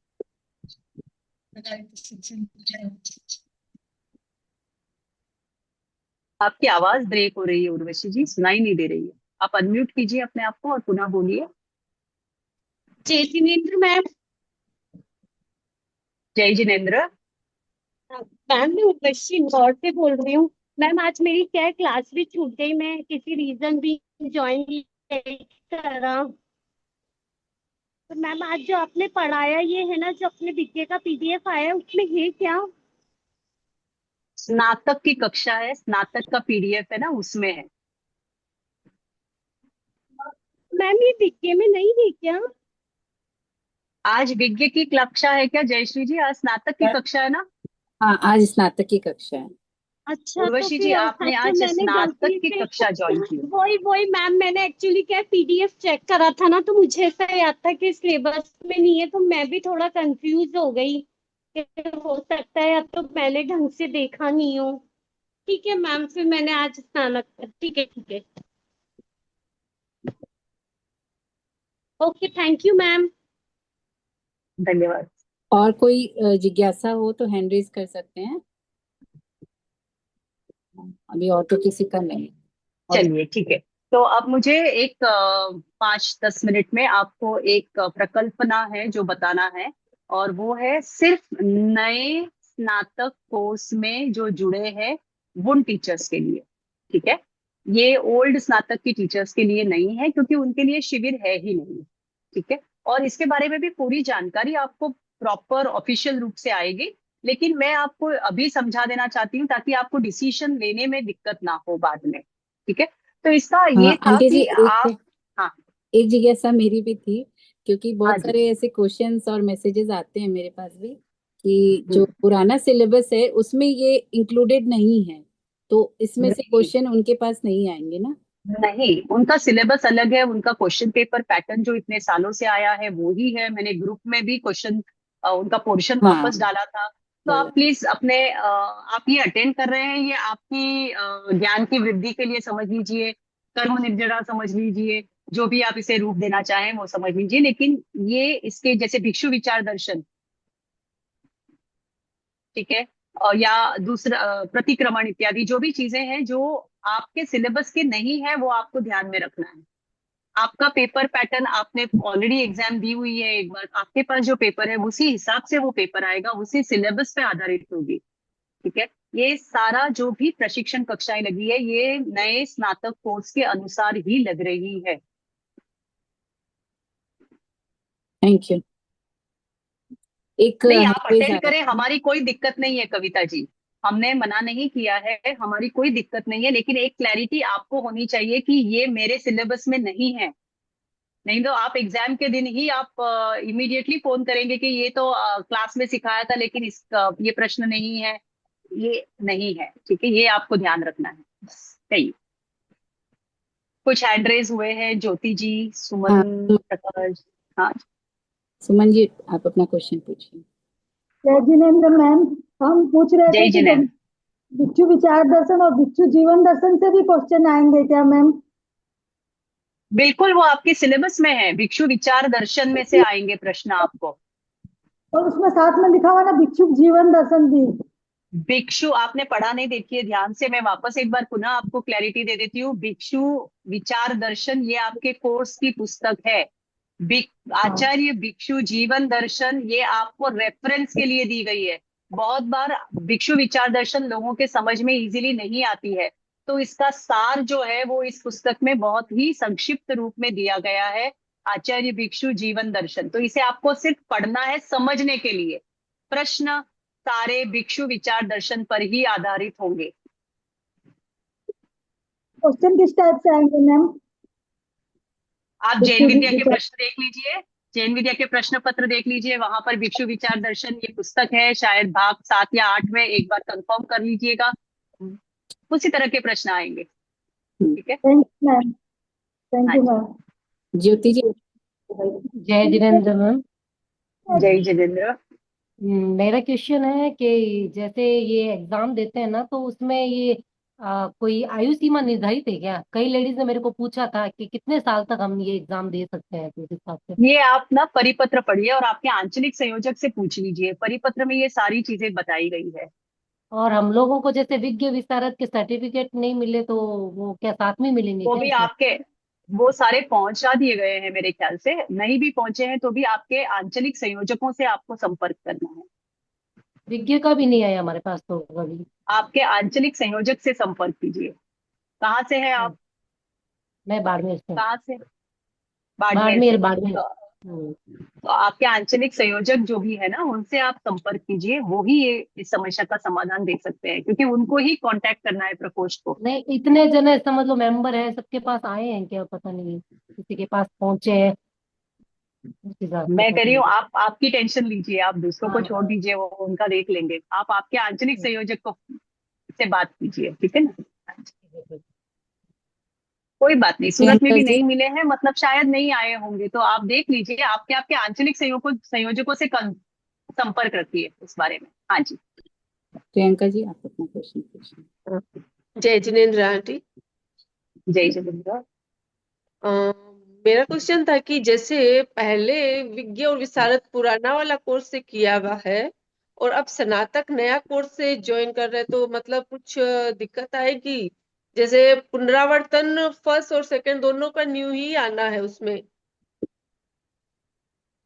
नहीं, आप ना एक बार आप सुरेंद्र जी से बात कर लीजिएगा, आपको कौन सी एग्जाम देनी पड़ेगी, ओल्ड या न्यू सिलेबस की, आप उनसे एक बार कंफर्म करके फिर आगे आप एनरोल कीजिए, ठीक है ना? जैसे मैंने कंफर्म किया तो उसमें बोले कि आप जैसे चूज कर सकते हो, आप अपनी मन से दे सकते हो, ऐसा ही मतलब तो पता चला वो मैं। उन्होंने जो कहा, नहीं पता चला कि इस पे मत रहिए, आप डायरेक्ट सुरेंद्र जी से बात करके फिर आप अच्छा। आपका डिसीजन लीजिए, ठीक है? Okay okay, Pragya thank ji. You. जय प्रज्ञा जी आप अपना क्वेश्चन पूछिए। जय जिनेन्द्र मैम, मैं कैलकाटा से। हाँ जय जिनेन्द्र। हाँ जी। मैं पूछ रही थी कि जो ये शिक्षण तकनीकी है, इससे हमारे कितने मार्क्स का क्वेश्चन आएगा? सिलेबस तो जो आपने पढ़ाया है वही है हमारे। मैंने आपसे कहा सिलेबस तो वही है, मैंने आपसे वही कहा कि आपका जो मार्क्स का डिवीजन थोड़ा पूछना था मुझे। मार्क्स का डिवीजन आपको कुछ दिनों में आपके ग्रुप्स पे आ जाएगा। ठीक है, अच्छा मैं अभी ऑफ हैंड नहीं बता सकती हूँ, अभी तक प्रकोष्ठ में डिसीजन चल रहे हैं, वहां से जैसे ही आएगा आपके ग्रुप में आ जाएगा। एंड लॉन्ग क्वेश्चंस भी क्या ज्यादा मैक्सिमम मार्क्स क्या 5 या 6 नंबर जैसे विज्ञ विशारद में आए थे उतना ही रहेगा वैसे कि ही ज़्यादा भी आएंगे, हो सकता है? ओके, हो थैंक सकता है, पर 5-6 से ज्यादा तो नहीं रहेगा। ठीक है, थैंक यू। प्रीति जी आप अपना क्वेश्चन। हेलो। हाँ सर, जय जिनेन्द्र। हाँ, जय जिनेन्द्र मैम। मैम मेरे को पूछना था, कोर्स रिलेटेड पूछना था कि जैसे इसमें कंठस्थ ज्ञान में ऐसा लिखा है श्रावक प्रतिक्रमण व्रत अतिचार जीव अजीव विज्ञ विशारद मतलब पुनरावर्तन, तो इसका मतलब क्या हुआ? मीन्स हमें जीव अजीव वाली पूरी बुक आएगी? ये पुनरावर्तन है, मतलब आपको रिवीजन करना है उस चीज का, ठीक है। आपके थ्योरी पेपर्स में मैंने जैसे कहा कि आपको कुछ दिनों में मिल जाएगा मार्क्स का डिस्ट्रीब्यूशन, उसमें आपको क्लैरिटी आ जाएगी, ठीक है। नहीं मतलब हमको मतलब वो पूरी बुक भी आने वाली है, मतलब मेरे को वो पूछना है थ्योरी में। मैं वही कह रही हूँ आपको हाँ कि नहीं आपको समझ में आया। पुनरावर्तन करना है, लेकिन आपको अगर 25 बोल तो आपको याद करने ही करने हैं, आप भले स्नातक में हो, हम्म, विज्ञ में हो, विशारद में हो, हाँ वो ठीक है तो ना। आते ही है वो तो मैम, आपका हाँ। बेसिक है ना, उतना तो आपको हम्म, याद करना ही है, ठीक है। अब उसमें से हम्म, और एडिशनल प्रश्न आएंगे या नहीं आएंगे, ये प्रकोष्ठ के द्वारा जब निर्देश आएगा उसमें आपको क्लैरिटी आ जाएगी। ओके। और दूसरा मेरे को ये श्रावक संदेशिका की जो बुक है मैम, इसमें ना मैं नॉर्मली मतलब मेरे को समझ में नहीं आ रहा कि वो लोग उसको किस रूप में पूछेंगे, मतलब बिकॉज यहाँ पे तो क्या सर ऐसे पॉइंट वाइज दिया हुआ है, मतलब जस्ट खाली इंफॉर्मेटिव लग रहा है ऐसा, तो उसको हम वो कैसे किस तरह से उसको पूछेंगे नहीं समझ में आ रहा है ऐसे। मैम आवाज नहीं आ रही मैम। Hello hello. आपकी आवाज नहीं आ रही है। एक मिनट, होल्ड ऑन। अभी आ रही है। आ रही है आवाज? हाँ हाँ, हाँ एक मिनट, वो सोनजी भाई साहब का फोन था, वो जुड़ने की कोशिश कर रहे हैं लेकिन वो जुड़ नहीं पा रहे।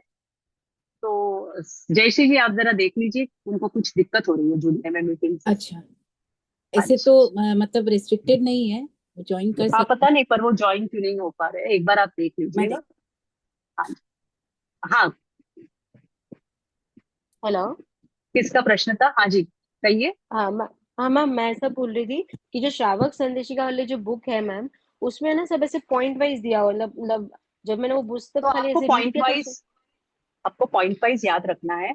इसमें अलग अलग तरह के प्रश्न पूछे जा सकते हैं, मुझे पता नहीं है अभी तक, लेकिन मैं आपको एक अंदाज दे सकती हूँ, मतलब मैं अगर सेट करती तो कैसे सेट करती, ठीक है। मैं सेट नहीं हम्म करती हूँ, लेकिन मैं बोल रही हूँ कि अगर मुझे प्रश्न बनाने होते तो किस तरह के बनते, हम्म कि भाई आपको यदि संस्था इस संस्था में जुड़ने के संस्था के साथ जुड़े हुए कुछ 4 नियम या 5 नियम बताइए, जमीकंद सेवन के बारे में कुछ पॉइंट्स बता दीजिए, ठीक है। इस तरह के प्रश्न हो सकते हैं, या ट्रू एंड फॉल्स, ये सही है गलत है, इस तरह के 1 1 मार्क क्वेश्चन हो सकते हैं।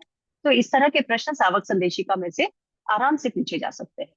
पर मैम बहुत बहुत हार्ड है, मतलब बहुत डिटेलिंग में ये है एक्चुअली। समझने की बात है, हाँ नहीं समझने पर की वो बात है। उसमें कुछ कुछ जो चीजें है ना, जैसे वो मतलब आई मीन टू से जैसे हायर लेवल अथॉरिटीज की जो चीजें हैं कुछ कुछ वैसा भी है ना इसमें, मतलब कि वहाँ इंफॉर्मेशन देनी, मतलब ऐसा कुछ है, मैंने पढ़ा था तो मेरे को ऐसा लगा कि वो सब वो भी भी ऐसा थोड़ी पूछ सकते जानकारी हैं तो ऐसा। हाँ जानकारी जो होनी हाई लेवल चाहिए, अथॉरिटी की चीजें है वो भी है इसके अंदर ऐसा। जानकारी होनी चाहिए। ओके, कि वो मीटिंग्स में इतने लोग आने चाहिए या जो भी है एक्स वाई जेड वो सब भी बिल्कुल, है। आपकी भी जानकारी में होनी चाहिए ना, कल भी आपको अगर उसका सदस्य बना दिया जाए तो आपका मीटिंग में पहुंचना कितना आवश्यक है, क्यों आवश्यक है, ये सारी चीजें आपको जानकारी होनी चाहिए, इसलिए। हम्म, हाँ जी। बिंदिया जी आप अपना क्वेश्चन पूछे। जयश्री जी जुड़े क्या भाई साहब? हाँ मैंने उनको अभी फोन किया था तो उन्होंने बोला कि मैं जुड़ने का कोशिश कर रहा हूँ। अच्छा अच्छा, और वो वैसे जुड़ जाए तो आप बता दीजिए, ताकि मैं फिर उनको दे दूंगी। मैंने मैसेज कर दिया है, ठीक देखिए। है, हाँ जी कहिए। जय जिनेन्द्र आंटी, बहुत अच्छा लगा, बहुत बहुत बहुत अच्छा लगा आपका ये आप शिक्षण। अपना हेडसेट जो माइक्रोफोन है ना वो निकाल करके फिर डिस्कनेक्ट करके बात करिए ब्लूटूथ को। हाँ सब क्लियर आएगी आवाज। हेलो हाँ जी, कहिए। आ रही है आंटी? जय जिनेन्द्र। अंकल जी जुड़ गए हैं, हाँ, हाँ जय ज्वाइन कर जिनेन्द्र चुके हैं। आंटी। ये हाँ शिक्षण के सूत्र जो पढ़ाए, ये हमको हाँ कहाँ जी, मिलेगा, किसमें मिलेगा? आपको स्नातक के ग्रुप में पीडीएफ भेजा गया है, उसमें ये चैप्टर लास्ट में है। जी जी जी, बहुत अच्छा लगा, बहुत बहुत आभार। धन्यवाद। सुनंदा जी, आपका एक लास्ट प्रश्न ले लेते हैं। सुनंदा जी, आप अपने आप को अनम्यूट कीजिए। हाँ मैं कर रही हूँ, मैं कर रही हूँ।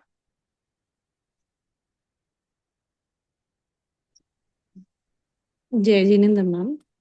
जय मैम जिनेन्द्र। रिक्वेस्ट है प्रकोष्ठ से कि लाइक जैसे जैन विद्या में मॉक टेस्ट होते हैं, वैसे हमारी परीक्षा के लिए भी हमको अगर मॉक टेस्ट मिल जाए तो हमको एग्जाम के टाइम प्रेशर नहीं रहता है।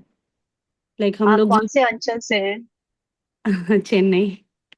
चेन्नई अंचल से है, वो तो इतना सक्रिय अंचल है, वहां के आंचलिक संयोजिका से आप कहिए मॉक टेस्ट वो वहां पर करें, ठीक है? ओके। एक अच्छा साधन हो जाएगा। एक ही मॉक टेस्ट नहीं, आपके लिए वो अनेकों मॉक टेस्ट तैयार करवा सकती हैं। श्योर। ठीक है, थैंक यू। चलिए, बहुत बहुत धन्यवाद आप सभी का। हमारे साथ हमारे ज्ञानशाला प्रकोष्ठ के राष्ट्रीय संयोजक महोदय श्रीमान सोहनराज जी सा चोपड़ा जुड़े हुए हैं। आप सभी से रूबरू होने के लिए आज वो उपस्थित है, आप सबकी शंकाएं, आपका फीडबैक लेने के लिए। तो मेरा नम्र निवेदन भाई साहब से कि आप कृपया अपने आप को अनम्यूट करके सभी को संदेश प्रदान कराएं। सभी को सादर जय जिनेन्द्र और हमारे सभी ट्रेनरों को खूब खूब धन्यवाद कि बहुत ही मेहनत करके ये पूरे 10-10 की 30 क्लासें लगभग संपन्नता की ओर है। परम पूज्य परम श्रद्धेय आचार्य परवर के श्री चरणों में भावभरी वंदना। हमारे ज्ञानशाला के आध्यात्मिक पर्यवेक्षक मुनि श्री उदित कुमार जी, सह पर्यवेक्षक मुनि हिमंत कुमार जी के चरणों में भावभरी वंदना।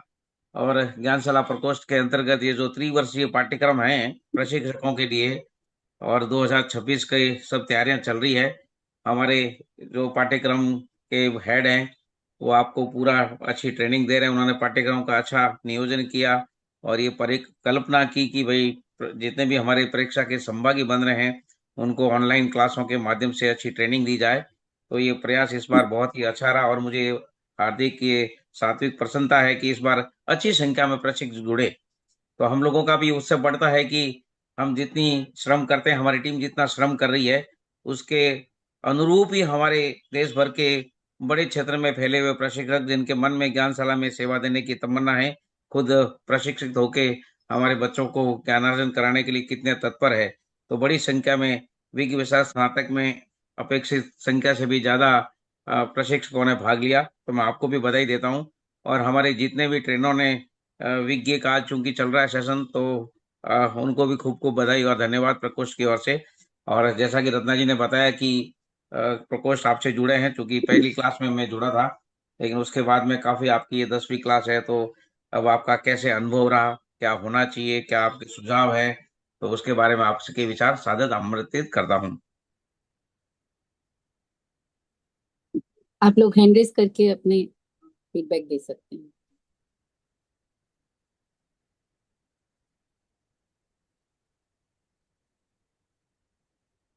संजीता जी, आप म्यूट करिए। जय जिनेन्द्र भाई साहब। हाँ सर, जय हिंद साहब। हमें मतलब स्नातक का एग्जाम लिखने के लिए यदि थोड़े बहुत क्वेश्चन आंसर या पैटर्न मिल जाता तो एग्जाम लिखने में इजी होती। आज स्नातक की क्लास है ना? हाँ, स्नातक की बोल रही हूँ मैं, स्नातक के लिए। अच्छा अच्छा, गुड गुड गुड। ऐसा पैटर्न आएगा, क्या आएगा? स्नातक न्यू में है ना? हाँ, न्यू न्यू में है।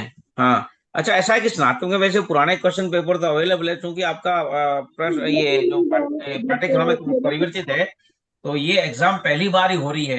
अब आपकी भावना है कि कुछ आपको इसमें पेपर के बारे में गाइडलाइन मिले ना, यही भावना है ना? यही भावना है। तो कोशिश करते हैं बराबर कि आपको कुछ इनपुट मिले, क्योंकि पहली बार एग्जाम हो रही है। तो क्या कोई पुराने प्रश्न पत्र भी नहीं है पुराने स्नातक के लिए, तो हमारे पास में उपलब्ध है। तो आपका मैं सुझाव नोट करता हूँ, हो सके तो आपको जितनी हेल्प मिली करेंगे ना। हेल्प मिल जाएगी हमें भी, क्योंकि मन में एक डर है, वो डर निकल जाएगा, कैसा कोई आएगा डर कैसा आप आएगा आपको करके। आपको कोई डर रखने की आवश्यकता नहीं है। बस आप पाठ्य के अनुसार आप तैयारी कीजिए, अच्छी मेहनत कीजिए, जितना भी पाठ्यक्रम। और इस बार तो आपको वैसे भी अध्ययन सामग्री ऑलरेडी उपलब्ध करा चुके हैं हम लोग। ये पहली बार ऐसा हुआ है। देखिए इतने ये पाठ्यक्रम वो तो 2002 में जब से हुआ था, हम बहुत इतनी अच्छे अध्ययन से। सामग्री कभी नहीं दी गई थी। तो आपको अध्ययन सामग्री भी दी गई है, पुस्तकों का रेफरेंस दिया हुआ है, तो घबराने की कोई बात नहीं है। और विकी के साथ आपने ऑलरेडी कर ही लिया, तो इतना कोई वो मुझे नहीं लगता कुछ आपके लिए डिफिकल्ट है।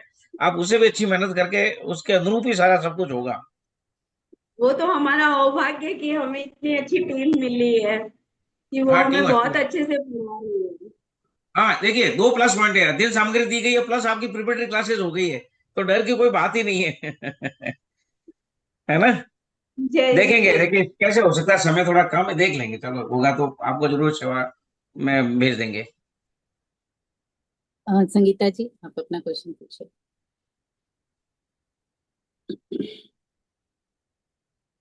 संगीता जी आपकी आवाज नहीं आ रही है।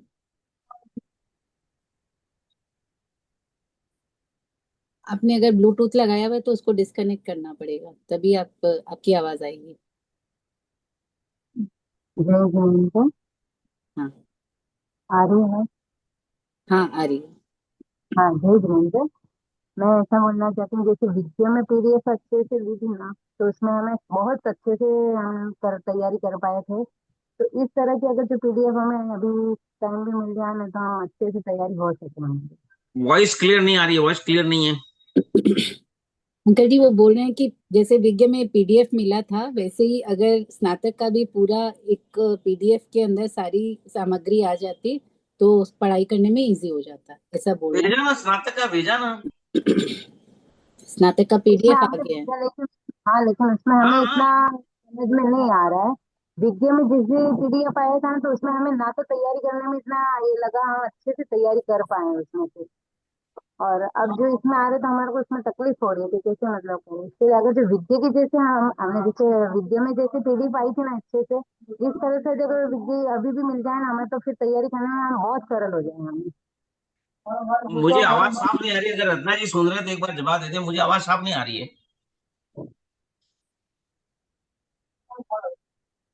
आंटी जी आप अनम्यूट करिए एक बार। उनकी वॉइस नहीं सुन पा रहा हूं मैं क्लियरली, अगर रत्ना जी सुन रहे हैं तो एक बार जरा।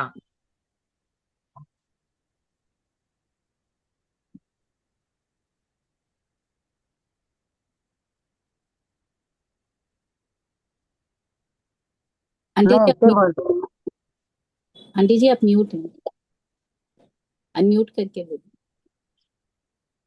हाँ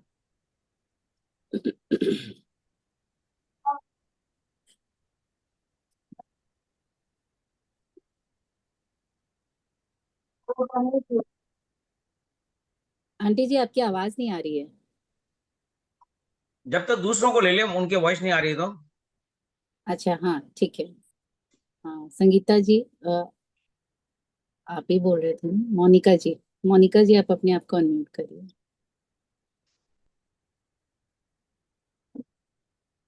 जय जिनेंद्र अंकल जी। हाँ सर, जयंत साहब। सर हमारी क्लासें बहुत अच्छी हुई, हमें कोई भी डाउट नहीं है और सब क्लासें एकदम प्रॉपर तरीके से हुई और हम भी अच्छे से पढ़ाई कर रहे हैं और बस यही था कि हमें बस वो क्वेश्चन पेपर मिल जाता तो थोड़ा सा क्लैरिटी हो जाती। बाकी क्लासों से लेके हमें कोई डाउट नहीं है, सारी क्लासें प्रॉपर और बहुत अच्छी हुई। थैंक यू वेरी मच, बहुत बहुत धन्यवाद। हमारी टीम ने जो मेहनत किया है वो रंग ला रहा है। अब क्वेश्चन पेपर का तो ऐसा है कि ये नए पाठ्यक्रम में पहला साल है, तो अब कैसे आपको क्वेश्चन पेपर उपलब्ध कराएं, सोचते हैं, चिंतन करते हैं। कुछ डेमो पेपर अगर मान लो होता है तो श्योर तो नहीं कह सकता, लेकिन कोशिश करेंगे। चलो कुछ आपको ये इस तरह की हेल्प मिल जाए, है ना। जी सर लेकिन धन्यवाद। आपको आपको इन क्लासों से अच्छी ट्रेनिंग मिली और आपने संतोष व्यक्त किया। अच्छा, हमारी टीम को भी बहुत बहुत उत्साह बढ़ेगा। खूब खूब जी धन्यवाद। जी सर, सब ने बहुत अच्छी मेहनत की, क्लासें पूरी प्रॉपर हुई, बहुत अच्छा सीखने को मिला। हाँ। गुड गुड, बहुत बढ़िया बहुत बढ़िया। भाई साहब एक ही बात, बहुत सारे प्रश्न आ रहे हैं। हाँ तो मैं एक बार पुनः सबसे कह देती हूँ, जैसा आपने मुझे मेरे सेशन के बाद भी प्रश्न पूछे थे कि मार्क्स का डिस्ट्रीब्यूशन कैसे होगा क्वेश्चन पेपर का, उसका मैंने आपको ऑलरेडी समाधान दे दिया था कि प्रकोष्ठ की तरफ से हम मार्क्स डिस्ट्रीब्यूशन डालेंगे। एक कुछ थोड़ा समय लग सकता है, तो पुनः उसी प्रश्न को छोड़कर अगर कोई और प्रश्न हो तो वो पूछा जाए।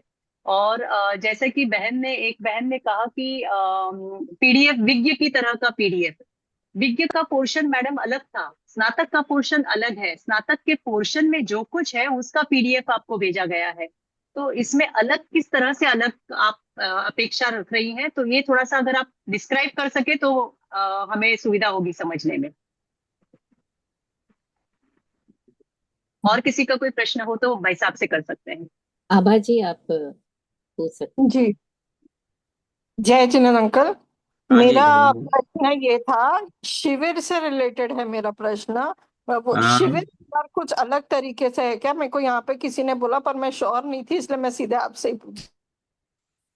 नहीं, आपने विशारद का शिविर ऑनलाइन किया होगा ना, आप स्नातक में तो विशारद किया होगा ना ऑनलाइन। ऑनलाइन नहीं किया, ऑनलाइन नहीं किया है, ऑनलाइन नहीं किया है। तो वही इस पैटर्न पे चलेगा। सारे ट्रेनर जो स्नातक के ट्रेनर होंगे आपको ट्रेनिंग देंगे, वही क्लासेस जी चलेगी। जी जी, और ठीक उसके है। बाद में आपका मूल्यांकन भी ऑनलाइन ही होगा। नहीं नहीं, मुझे अभी किसी ने बताया वो फिजिकल जाना पड़ेगा, इसलिए मैंने कंफर्म की नो वो नो नो चीज नो कि नो, फिजिकल पे। नहीं, फिजिकल तो डिसकंटिन्यू कर दिया अभी ना। Okay okay, thank you. Okay, thank you. हाँ हाँ बिंदिया जी आप अपना क्वेश्चन पूछ। जय जिनेंद्र अंकल। हाँ सर, जय जय साहब। हाँ, मैं उड़ीसा से बोल रही हूँ। बहुत अच्छा लगा, हमारे टीचर्स जितने भी हमको प्रशिक्षण दिए, बहुत हम उनके प्रति बहुत बहुत आभार। आप लोग बहुत मेहनत कर रहे हैं, हमको बहुत अच्छा शिक्षा मिल रही है। और एक क्वेश्चन था मेरा कि हमारे नवरंगपुर में थोड़ा जुड़ने में प्रशिक्षक लोगों को लेट हुई, तो ये शिविर अटेंड नहीं कर पाए। जो 10 क्लास हुई मैंने तो कर लिया, बाकी लोगों ने नहीं कर पाए। विज्ञ और विशारद के 2-3 क्लास ही कर पाए हैं, तो ग्रुप में तो नहीं जोड़ा गया उनको, लेट होने के वजह से क्लास शुरू हो गई थी। तो बोले कि आप फॉर्म फिलअप करके भेज दीजिए, हम वहाँ पे बात करके बताएंगे। वो लोग एग्ज़ाम दे सकते हैं या नहीं दे सकते? दे सकते हैं। नवरंगपुर तो कहाँ है, ये तो छत्तीसगढ़ में है ना। छत्तीसगढ़ नहीं, उड़ीसा में है। नवरंगपुर, अच्छा अच्छा अच्छा। जिन्होंने भी अटेंड नहीं किया, लेकिन ये भी एक आपको सुविधा दी गई थी कि रिकॉर्डेड क्लास उपलब्ध कराई गई थी ना, कक्षा की रिकॉर्डिंग उपलब्ध कराई गई थी। Recording class? हाँ, जो आपके सेशन चल रहे हैं, जैसे आज सेशन चला है, तो उसकी हाँ रिकॉर्डिंग भी उपलब्ध कराई गई है। हाँ हाँ। हाँ, वो लोग ग्रुप में नहीं जोड़े हैं ना अंकल, ग्रुप में नहीं जोड़ने से वो क्लास नहीं, फिर नहीं। नहीं सुनिए, अभी भी YouTube पे उपलब्ध है। आपको रत्ना जी बता देंगे कि दिल्ली की YouTube पे वो सारे चैप्टर्स जो क्लासेज है वो सारे उपलब्ध है।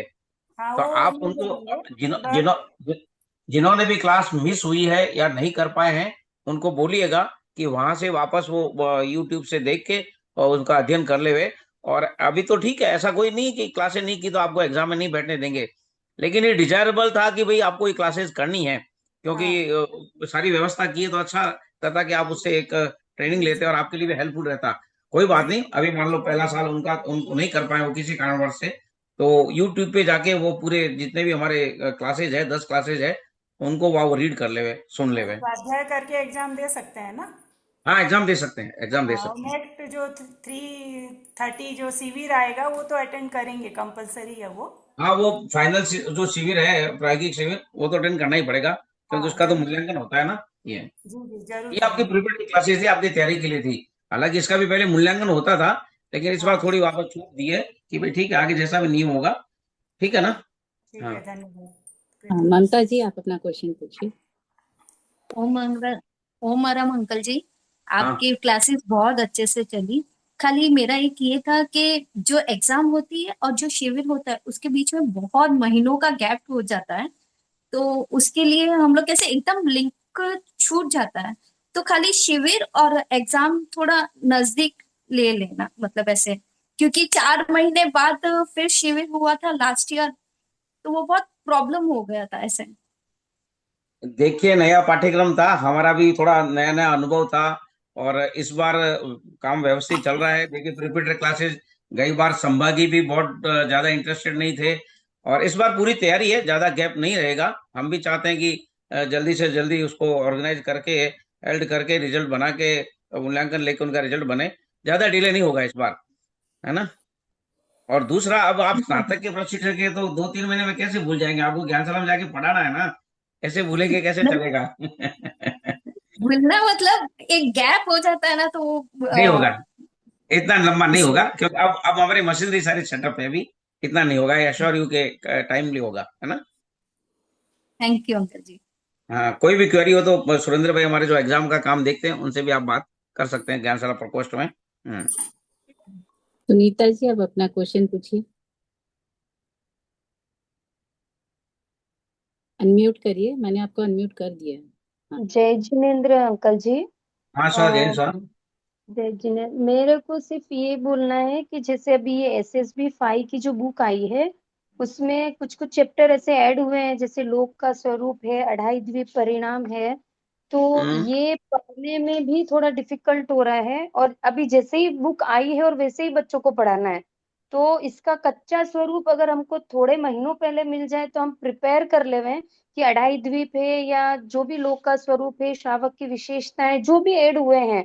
अब प्रतिक्रमण 25 बोल तो रूटीन में आते हैं, लेकिन ये चीज अगर हम अच्छे से पढ़ पाएंगे तो बच्चों को हम बहुत अच्छे से पढ़ा पाएंगे। तो अभी जैसे ही बुक आती